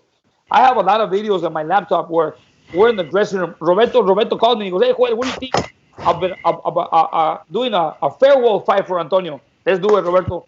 And it was great. I mean, Roberto was the mastermind of this. Roberto, he planned it, and we did it together. I'll get him this. We got Ernesto Cepeda. Remember, Ernesto Cepeda had fought Julio before. Ernesto Cepeda was a guy that fought Julio when Julio was in his prime and dropped Julio. Julio was an up-and-coming fighter. And wait, he fought the whole family? He fought Julio and Antonio. Actually, you know what? It's funny because I fought Changa Marquez and then Antonio fought Changa now Marquez. The guy's name is Changa? You fought Changa? Wait, yeah. Wait, hold on. Before you get to Changa, there's a fighter named Changa? Yeah. From Mexicali. Yeah. I fought Changa Marquez, and I wanted to tear his head off, and he would hug me, and he would hold me, and he wouldn't let go. He wouldn't let go, and he would talk to me in my ear. He goes, no te suelto, cabrón. Okay. Oh, now get mad. He was like getting on my head. And then sometime in the future, he fought Antonio. A Changa, a Mantecas, Changa Mantero, was difficult. Títere, and a Razo. Changa was difficult, man. Changa was difficult. Wait, man, this is fantastic. Everybody wants to be sweet or sugar. Forget that. I want to be a Changa. Tomorrow I'm gonna say Changa. And I want to tell you, I mean, because right now what Joel's saying with Antonio, look, I mean, it's not a secret. I've always been close with Joel. He's my go-to, guy. Hey, can you train this guy? Can you train that guy? I trust him. 100%. We've known each other for years, even before I was at Golden Boy. And Antonio's such a good guy. Such a good guy. Yeah. He loves the 49ers. How could he be a bad guy? But when it was time to do a fight, I think I had just started at Golden Boy. I'm working as a matchmaker. We're doing fights at Fantasy Springs. You bring in this new guy, this recently signed kid or whoever it was, and the crowd would show up because they love boxing out there in the desert. And I don't know if it was Antonio kept telling me, hey, dame chat. And one day I called Joel and I said, hey, let's do it. Para que se saque la espinita, let's give him a good farewell. But at the same time, you want to write the script if you could. And you want him to win? Of course. That's his hometown, the farewell. There's times where you're afraid because if he gets that win, hey, ya ves, I still have it. Hey, give me another one and give me another one. So, but I'm also the kind of guy that you want to give the fans a fight, especially if it's the main event. If it's that 4-rounder, hey, they're still beginning. You don't want wars when they're 4- and 6-rounder, but this is a main event. The fights have to see a real fight. So I wasn't going to go look for a young, up-and-coming prospect either, but Baby Cepeda was a veteran. almost at the same stage. And pinche Mexicano que dice, hey, I'm not here to fall either. So it was a war. There was moments where I got on pinche Tonio, come on, get back in it. And it was back and forth until they stopped the fight. And that's one thing, too, that me tenía, like, if Antonio puts enough pressure, and Don Romulo, like Joel said earlier, is one of those that, first of all, when you come to the gym, I want you to be in school. Because after boxing, I want you to have a degree. And a lot of his fighters are engineers or I think some went on to be attorneys. Don Romulo Quirarte. Romulo. Before you start boxing, I want you to have a career as well. Marvin Quintero. He's in the medical business. I mean, they all have degrees. But he has a lot of passion for his fighters. He's not going to let them get hurt. That's good. So I said, if Antonio does enough pressure to what, Don Romulo might stop the fight. And I think that's what happened. I think Don Romulo stopped it right around the 9th round or something. He wouldn't come out. Yeah. Yeah, Don Romulo like, hey, you're taking too much beating. Yeah. So it's ended perfect. It wasn't like a blowout. The fans got a great fight. Antonio got his win. The baby Cepeda went home with 10 pizzas. O sea, fuck it. How else can it end better? There it is. All right, right now we're going to take some questions, so start typing them up there. We'll get some good questions. All right, don't ask about Ryan Garcia. We don't know when he's going to fight. We mean me. I don't even want to deal with it. Don't ask about hypothetical fights that you want to see. Just don't, because you have the matchmakers here, but they're not really allowed to say what could happen because we have... They could ask. If you bring it up, let's do it. Robert, I'm trying to make sure that... I want to ask one. Okay. Let's go to Joel from Indio, who has a question for the matchmakers. I'm sorry, but since Mike Tyson is fighting Roy Jones, why can't we go back and do a De La Hoya Trinidad? Can you get Trinidad back, Roberto? I would love that. That's a fight that I always wanted to see a rematch. It's a fight that up to this day I say, why didn't a rematch happen? Even if Oscar didn't want it, I would want that one. I think Oscar would want it. I think the fans would still see it. I mean, that was a fight that escaped them. It escaped us. Why that fight didn't happen, I don't know. I know with Floyd it didn't happen because there was a rematch clause that had to happen for the fight to happen. It had to happen within the year. Look up Floyd's record on BoxRec. He retired for a year, and then he came back. But by that time, he didn't have to do the rematch. But with Trinidad, you're right. I mean, we would have loved to see that fight too. Yeah. All right, here we go. Happy birthday right now to young amateur boxer Mariana Duran. We met you with Joel at the Star in Frisco. So, Mariana, happy birthday. Feliz cumpleaños. Happy birthday. Mariana, happy birthday. And Hector Lopez, if you're watching, love your guys. Love Ronnie Rios. Love Alexis Rocha. So, thanks to everybody. I know you're... Congratulations to Ronnie and his wife. Just have their brand new house. Did they? Closed. Yeah. So congratulations. Living the dream, as a podcast says. And that's awesome. They're homeowners. Great one. That's nice. They got Hector, right off. Hector, you still want to buy a horse? I got a couple I want to sell. Whatever horse you want to buy, just let me know. I got you. Come over here so I can teach you how to ride them first. Hey, but sell him to him like triple because he's a patriot. There you go. Really? Somebody give Razo a Kawama. I agree with that. Art Alvarado says, I saw an interview where Robert Garcia said that Joshua Franco was almost robbed of the recent fight because they were in Top Rank's house. Look, was it a very close decision? Bad. I mean, personally, I'm just glad he won. He got the title. If it wouldn't have been for the knockdown, Beto, it's a draw. Yeah, I think so. And I think that enough right there says that was a bad decision. I'm not saying he won every round, but 8-4, easy. You know what? 8-4, easy. I'm gonna say this. I was inside the venue today, walking around, trying to see where I'm gonna be. So I'm the reporter tomorrow on the broadcast, and I have to do all my reports from a certain area. I have to stand there, and I'm going around, and it's weird walking around the event center because there's no seats anywhere, but where the judges are going to sit, they're away from the ring also. They're also distancing. So I can see where a judge might be looking at something different from what they're used to because normally they're on the apron.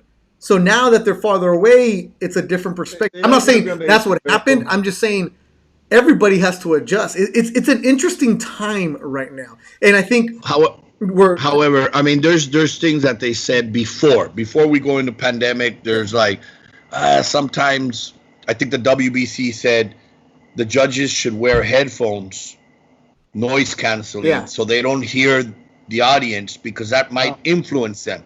Okay. There's no audience right now. How were they influenced? There's been, and I'm not saying on the Joshua Franco fight. A lot of fights. Luckily, the right winner won, regardless if it was 1 point or 2. Luckily, they didn't take away from Joshua.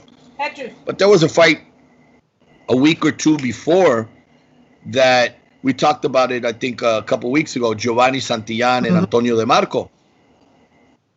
Antonio De Marco won that fight. And it wouldn't have damaged Giovanni. He's still young. I mean, he's going to learn from that fight, and it's only going to get better. Yeah. But it did do some damage to DeMarco, who's already at that tail end of his career where a win or a loss could mean a lot of money. We talked about it with Mauricio Herrera a couple times. Imagine if Mauricio Herrera gets the decision he deserved, not gets, just rightfully is given the decision against Danny Garcia. Oof. What that means for him and his family. Life change. Later. Exactly. Or his fight with Benavides. You know, those were 2 fights almost back to back where he doesn't get the decision that he deserved.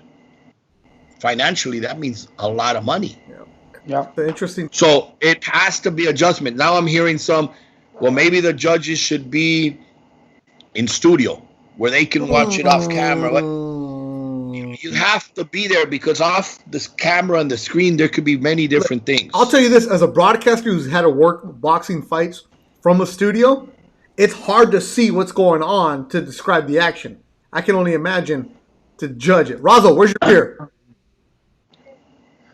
Roberto, I was there that night when Antonio De Marco fought Santillana. I was there on that on that card. I had a fighter on the card, and I was very focused on the fight. And I remember the 6th round. Antonio De Marco so confident, he's even dancing, moving towards Santillana like I'm dominating him. I got him, but he's having a good time. He's having fun. Yep. After the fight, I clean up, and as I'm walking out, I go to his dressing room, and he's crying. And he goes, me la robaron. I go, hey, Antonio, tienes razón. Pero ¿sabes qué? También tú tienes culpa. Si sabes que lo puedes lastimar, ya lo tenías en el 6th round. Ibas muy confiado, como, hey, I got this. Si puedes, no le des chance a nadie. Tienes que convencer a los jueces de que tú ganaste, porque le dice, joder, yo lo iba dominando y no me hizo nada. Exactamente. Si puedes hacer un poquito más, hazlo. Primero que todo, ahí no eres el favorito. ¿Entiendes? Acuérdate, tienes que trabajar un poquito más, tienes que dar un poquito más de ti. I mean, si lo podías haber lastimado, ¿por qué no lo lastimaste? Para que no hubiera llegado a esta situación. You know, I did talk to Robert Garcia before the fight. Yeah. I called him before the fight, and I said, Robert, and you know, you tell you tell the fans, you hear, because when you go to the other promoter, look, it's not the promoter's backyard. It's the judges. It should be. That's what they should look at, is the judges. Yeah. Because the judges are the commission judges. They're not the promoter's judges. It would be one thing if you're coming over to Golden Boy show and you're fighting against my judges. Yeah. But it's not my judges. It's the commission judges. We've gone to England with Linares and won 3 times. So, and 2 of them were decisions. So, but I did tell Robert, remember, man, there's been some close decisions out there. We have to really win convincingly. And obviously they knew that. They've been watching it. Robert's been out there a couple times. He's seen some of this decision. So it's like, I know, Tocayo. I know. We're on it. Here we go. You got to go do that because, remember, Joshua Franco was stopped in Puerto Rico on a Golden Boy show, but you just can never leave it up to the hands of anybody else. And not by a Puerto Rican. No, exactly. By an Argentinian. who lives in Puerto Rico, but I mean, come on, that's not the same. Yeah. And it was wrongfully stopped. I mean, Exactly. Joshua should be undefeated right now. Yep, it's never leave it to the hands of anybody else. There you go. Tony Bracamonte says, how many cards are you guys planning? He wants to resubscribe to DAZN. First of all, resubscribe to DAZN because as a DAZN employee, I need you. And how many cards are you guys planning this year, Roberto? We hope to, I mean, right now we have July and August completely done. Okay. We hope to get September, October, and November done, hopefully in the next week to 2. Okay, all right, good. Because I need to work, bro. Because I need to go and bring ThursDIAZ to Indio, and you know. Absolutely, we need fights. We need fights. And look, sitting back, watching, learning right now through this time, what we've been seeing with Top Rank and props. Look, that's the thing. Again, the fans always it's what we have to work with right now. Look, baseball just started today. Yeah. I think Giants. And basketball, I think Giants are winning 8-4 now. But it's actually 6-1, brother. Oh, now Razo talks. Now Razo talks. That's the only thing. Nada más para eso hablas. Exactly. But everybody was all excited because last week Razo no dejaba hablar a Beto, and he's the guy.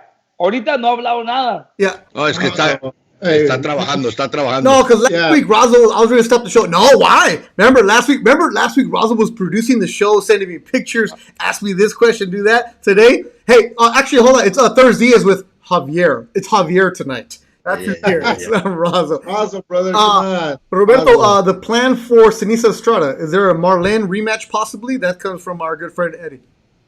I would like to see Senicia win a world title at 108, which is the plan for her to fight for the world title at 108 against Anabel Ortiz, who we saw fight in Parral, Chihuahua earlier in the year. Oh, that girl's good. Yeah, she's very good. She's a world champion. She has like 13, 14 title defenses. Obviously, Senicia gets through tomorrow night first and more foremost. Her next fight should be with Anabel for the world title. Marlene, I would love for her to fight for a world title. Sulem. That's at the next, but Marlene, I would like to see fight for a world title at 112, win it. Sulem fight for her next fight for a regional belt, international, start getting in the ranking. And then you're going to start seeing a combination of all of them fighting each other. Oh. That's going to be a great card. And there you're going to have probably rematches and trilogies and everything, but between the three, hopefully there's a fourth in there that we can get in. There's going to be some very, very good fights. Okay, all right. And Thursday, or Friday, I don't even know what day it is. Well, ThursDIAZ, but Friday will be the first sporting event in combat sports in California. Golden Boy is putting it on. You can watch the main event with Virgil Ortiz against Vargas on DAZN. Todd Grisham, Sergio Mora, and myself will be on the broadcast roaming around. Sinisa Estrada on the card. Hector Tanajara, Marcito Hesta has been scratched. So you'll see Evan Sanchez, who starts off. It'll be a good card. Hector Valdez. Hector Valdez, very, very aggressive, very strong kid out of Texas. Stablemate of Virgil. I like him. And Shane Mosley Jr. making his Golden Boy debut. Hey, that Shane Mosley Jr. against Jeremy Ramos, the co-feature, that's a good little scrap. That Puerto Rican is tough. So that'll be a good one. So thank you for saying that, Beto, because a lot of the fans that don't know or not aware who Jeremy is, if you've been watching Top Rank shows over the last few weeks and seen Clay Collard, this is the Clay Collard of Puerto Rico out of Texas. I mean, this kid is tough, rough. He's never in a bad fight. And Shane obviously is pumped, ready to go. It's the beginning of his new chapter in his life. So that should be a very entertaining, very tough, and good fight. Yeah, well we're going to wrap up the show, and I still got to put on the iPod or the iPad. You know what? I'm getting buzzed. Since Razo didn't talk, I had two. And Razo didn't drink. He didn't drink, so I'm going to have one more. This is Ponch and John from Craft Beer Kings. They take care of me. Saludos to everybody. Ponch and John. Ponch. You see, you're talking about Mantecas, Cañonero, and then you get to Roberto, one question for you. Is this gonna be the venue for your next events for the rest of the year? No. Are you gonna switch it up? Oh. July and August is definitely Fantasy Springs. Yeah. September 12th. Mike Tyson. Yeah, they're doing California, I guess. So we'll probably be in Vegas as soon as that gets done. If it gets done, we'll get it. We'll be in Vegas Oh, in our great. bubble out there. Oh. And then October, November, who knows? Hopefully the attendance is back, and this is beyond us, and just a bad experience that we had, and we've gone forward, and we can start opening up gates. But hopefully we're back to normal. All right. And I mean, fantasy is always going to be part of Golden Boy. We have a great relationship, a great partnership, and they're very good people to work with. Yeah, they're cool. The room is good, and that's all I can see. I can see the pool. I'm not allowed to. I'm not allowed at Starbucks. I'm not allowed at Lick. It's country night here at the casino, and I'm not allowed to go, so I'm not going to go be white. Razo, Eddie says, sorry for that second corner jacket. So I'm going to wrap up. Razo, do you have anything to say tonight? I just want to hope we have a good show. Tune in. Okay, hold on. Let me ask you. Javier, do you have anything to say? Okay. Okay. Xavier, do you have anything to say tonight? No, it's Razo, bro. It's Razo. Well, no. Last week it was Razo. Today, Xavier. Joel. Okay. Xavier, what's that? Hey, Joel. Hey, I'm gonna start calling you Xavier. Joel, este no es tu gallo. Es mi gallo. No, not this guy. Hey, come on, guys. What happened to him? I'm going to apologize. Hey, I'm sorry, guys. Me lo cambiaron. Something happened. Hey, it's not the same guy we had last week. This is Like corporate I said, Javier. Roberto caught me off guard. Usually I get an hour. This time I had 10 minutes, and I was in the middle of something, and we just, we're working. It's tomorrow's the fight. I Next keep time, looking at my phone, and I keep getting, teams are still calling. So I do apologize. If I come back, I'll make it up. No, you won't. Yeah, Don't worry. right now No. you're grounded for the next 7 weeks, cabrón, from Okay. doing such a bad When you come performance. on, hey, you guys say it all the time. When you come, you're going up. You gotta go down a little bit. No. No, you know Razo. what? No. You know Razo. you know what it is? It's Razo. Last week you were in Vegas. You were on the Canelo card. Boom! Fuck, you were the man. People want to see some more. But today, I'm sorry, bro. You're going to the Sensei Street Swap. Let me put it in boxing terms. Last week, he was Andy Ruiz of the first Joshua fight, Yes. and today he's Andy Ruiz of the second Joshua fight. O sea, qué pedo, Razo. Se te subió, and you're like, I don't need to train, cabrón. Razo's worried about Roberto. Fashion Nova right now.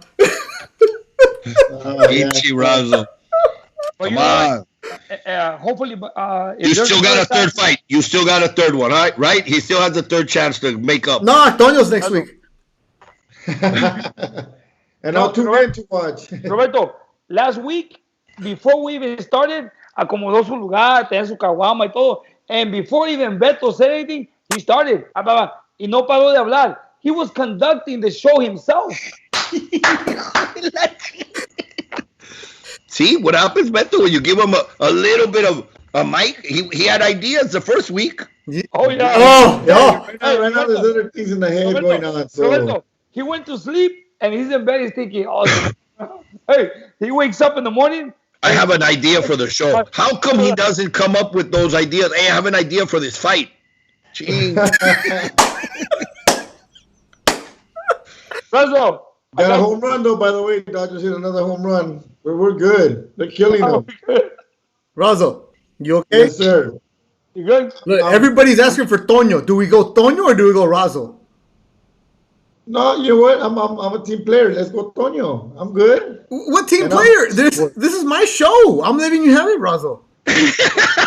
I'm a team player. Beto, I'm letting you have Antonio on the show. I'm gonna let you do your show, Beto. I'm gonna let you do your show. You know what, Razo? What room are you in? I'm gonna go right now. I'm at the end of the hall, brother. You're at the end. Oh, you're still in the suite? Wait a minute. He's in the middle. So what hall? What color? If you say at No, the that's end the of the hall, MGM, does he go no. right or does he go left?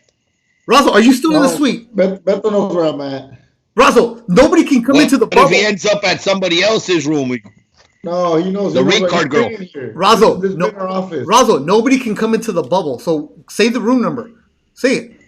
Oh, Hey. 431. Hey, next time somebody comes in overweight, just make sure he's escorted with securities. Sáquenlo para afuera poquito. It's 115 degrees right now. Yeah, that's the thing. Look, No pueden salir. right now it's 11 o'clock and outside is 106 degrees. Hey, Razo, are there ring card girls tomorrow?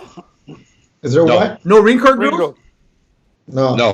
Well, you know Oh, what? you want to be one? No. It's gonna be Juanito and Bobby. No.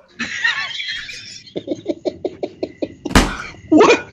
He You're better gonna be never. supporting me doing the He ring better. card. He better not come home if he's the ring card boy or girl. Unless he has Hey. dogs. Hey, he's a como dice Razo, he's a team player. You know what? The Oh way the my show's God. going, hey, tomorrow. But, hey, Beto thinks he's doing reporting. He's not going to be doing reporting. No, He's gonna be ring card. He's going to be a ring card. That's what they got him to do. ¿Así? Beto. ¿Así? Look, he already knows. Hey, Beto, make sure you get paid double for this one. I got my makeup. I'm ready to go. For ThursDIAZ, Roberto Diaz, Joel Diaz, and the last time Robert, what's your name? Xavier's ever on the show. We will see you. For everybody, thanks so much. Any last words from anybody? I do. Rest in peace, Black Magic. We love you, brother. Tomorrow's his birthday. We will never forget that smile. Thank you. Tomorrow, make sure before the main event, Virgil Ortiz, you don't go anywhere after the Shane Mosley fight, Shane Mosley Jr. and Ramos fight. The Zone, we're going to have a pretty cool presentation for Travel Maison. So before Virgil walks, make sure you check that out. Be out there. So we'll see you guys next week. And for everybody, if you guys missed anything, as always, you can listen on the podcast version, whether it's on iTunes or Spotify. I'll load it up right now. So thanks everybody participating. We pulled it off from Indio. Razo, we learned today that we can do it with 4 people. Thank you for gracing us with your presence. Who's that? Your IT guy? Bobby. Beto, hey, just also a little for Richard Brown, that's a partner with us here at Fantasy Springs. He passed away yesterday. No. And just little condolences to him and the family and the Fantasy Springs family. That he was a good guy. He's one of our partners here. Yeah. I met him a couple of times. Real nice man. He was one of the main reasons Golden Boy was there so much and through the years. He was a big supporter of Golden Boy and the staff. And yes, condolences to him and his family. May he rest in peace. It's a crazy. It's always a pleasure talking boxing with great people like you guys, Roberto, Beto, Razo, and to me, you know what? It's just a family, and we enjoy this. And our condolences to all the people that have passed. All the people that are going through these bad moments. We're fighting this together every day, and make sure everybody's safe. Just follow the guidelines. Hopefully, this is over soon, so we can get back to our normal lives. Coach, I'm sorry. Art Alvarado brings up a good point. I saw this on your Instagram yesterday, and I didn't want to bring it up because it seems sad, but what's the story with that young man that's on your account? A 6-year-old little boy who has cancer on the brain. No. Valentin. And it's been a few times where, I've done videos for the little boy, great little boy, and I just feel that, he's fighting and we're praying for him. We're praying for him, and, he's in our prayers every day.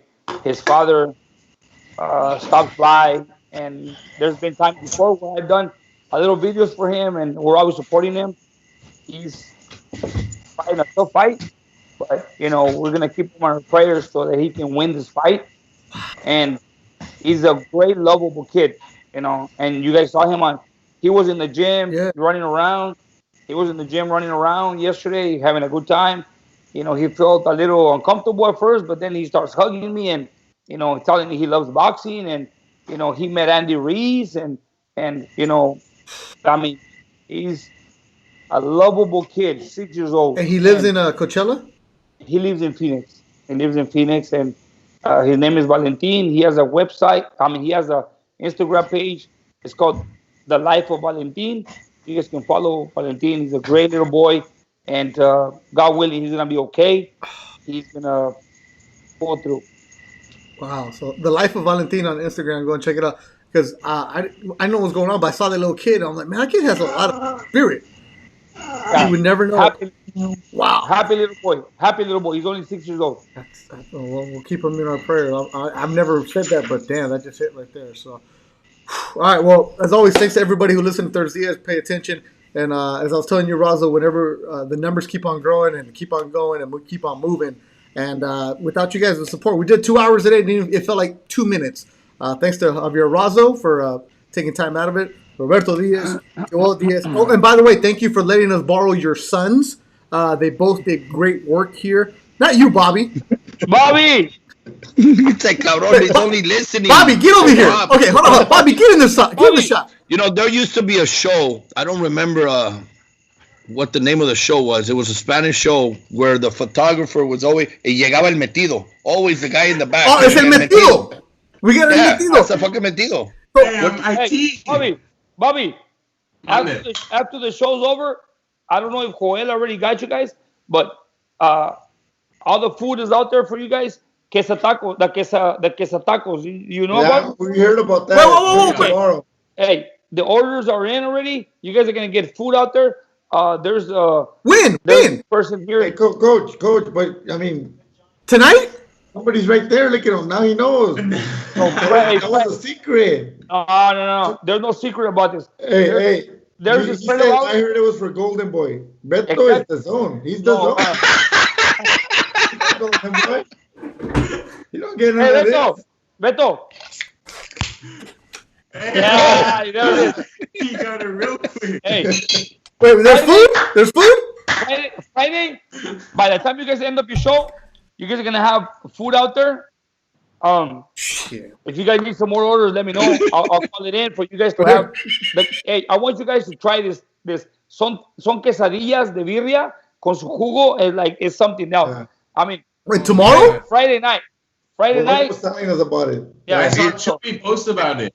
Hey, Joel, is that the place you took me after one of the fights that was your friend and they play music and they had one of the best birrias?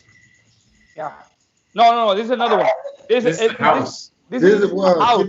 This lady does quesatacos. It's like she does birria with jugo and quesadillas de birria, like really good. And Joel already placed a lot of orders for you guys for Friday night. And they're being delivered to the hotel? Tomorrow you're done, bro. No, I have to stay in my room because I'm going to Thompson on Saturday. That's a different show. You're on your own. You can't go. I don't want to. I don't want to take another test. Hey, Bobby, that's why. Bobby, if you need anything, let me know. I got you. No, so hey, you know what? Hold on. You know what?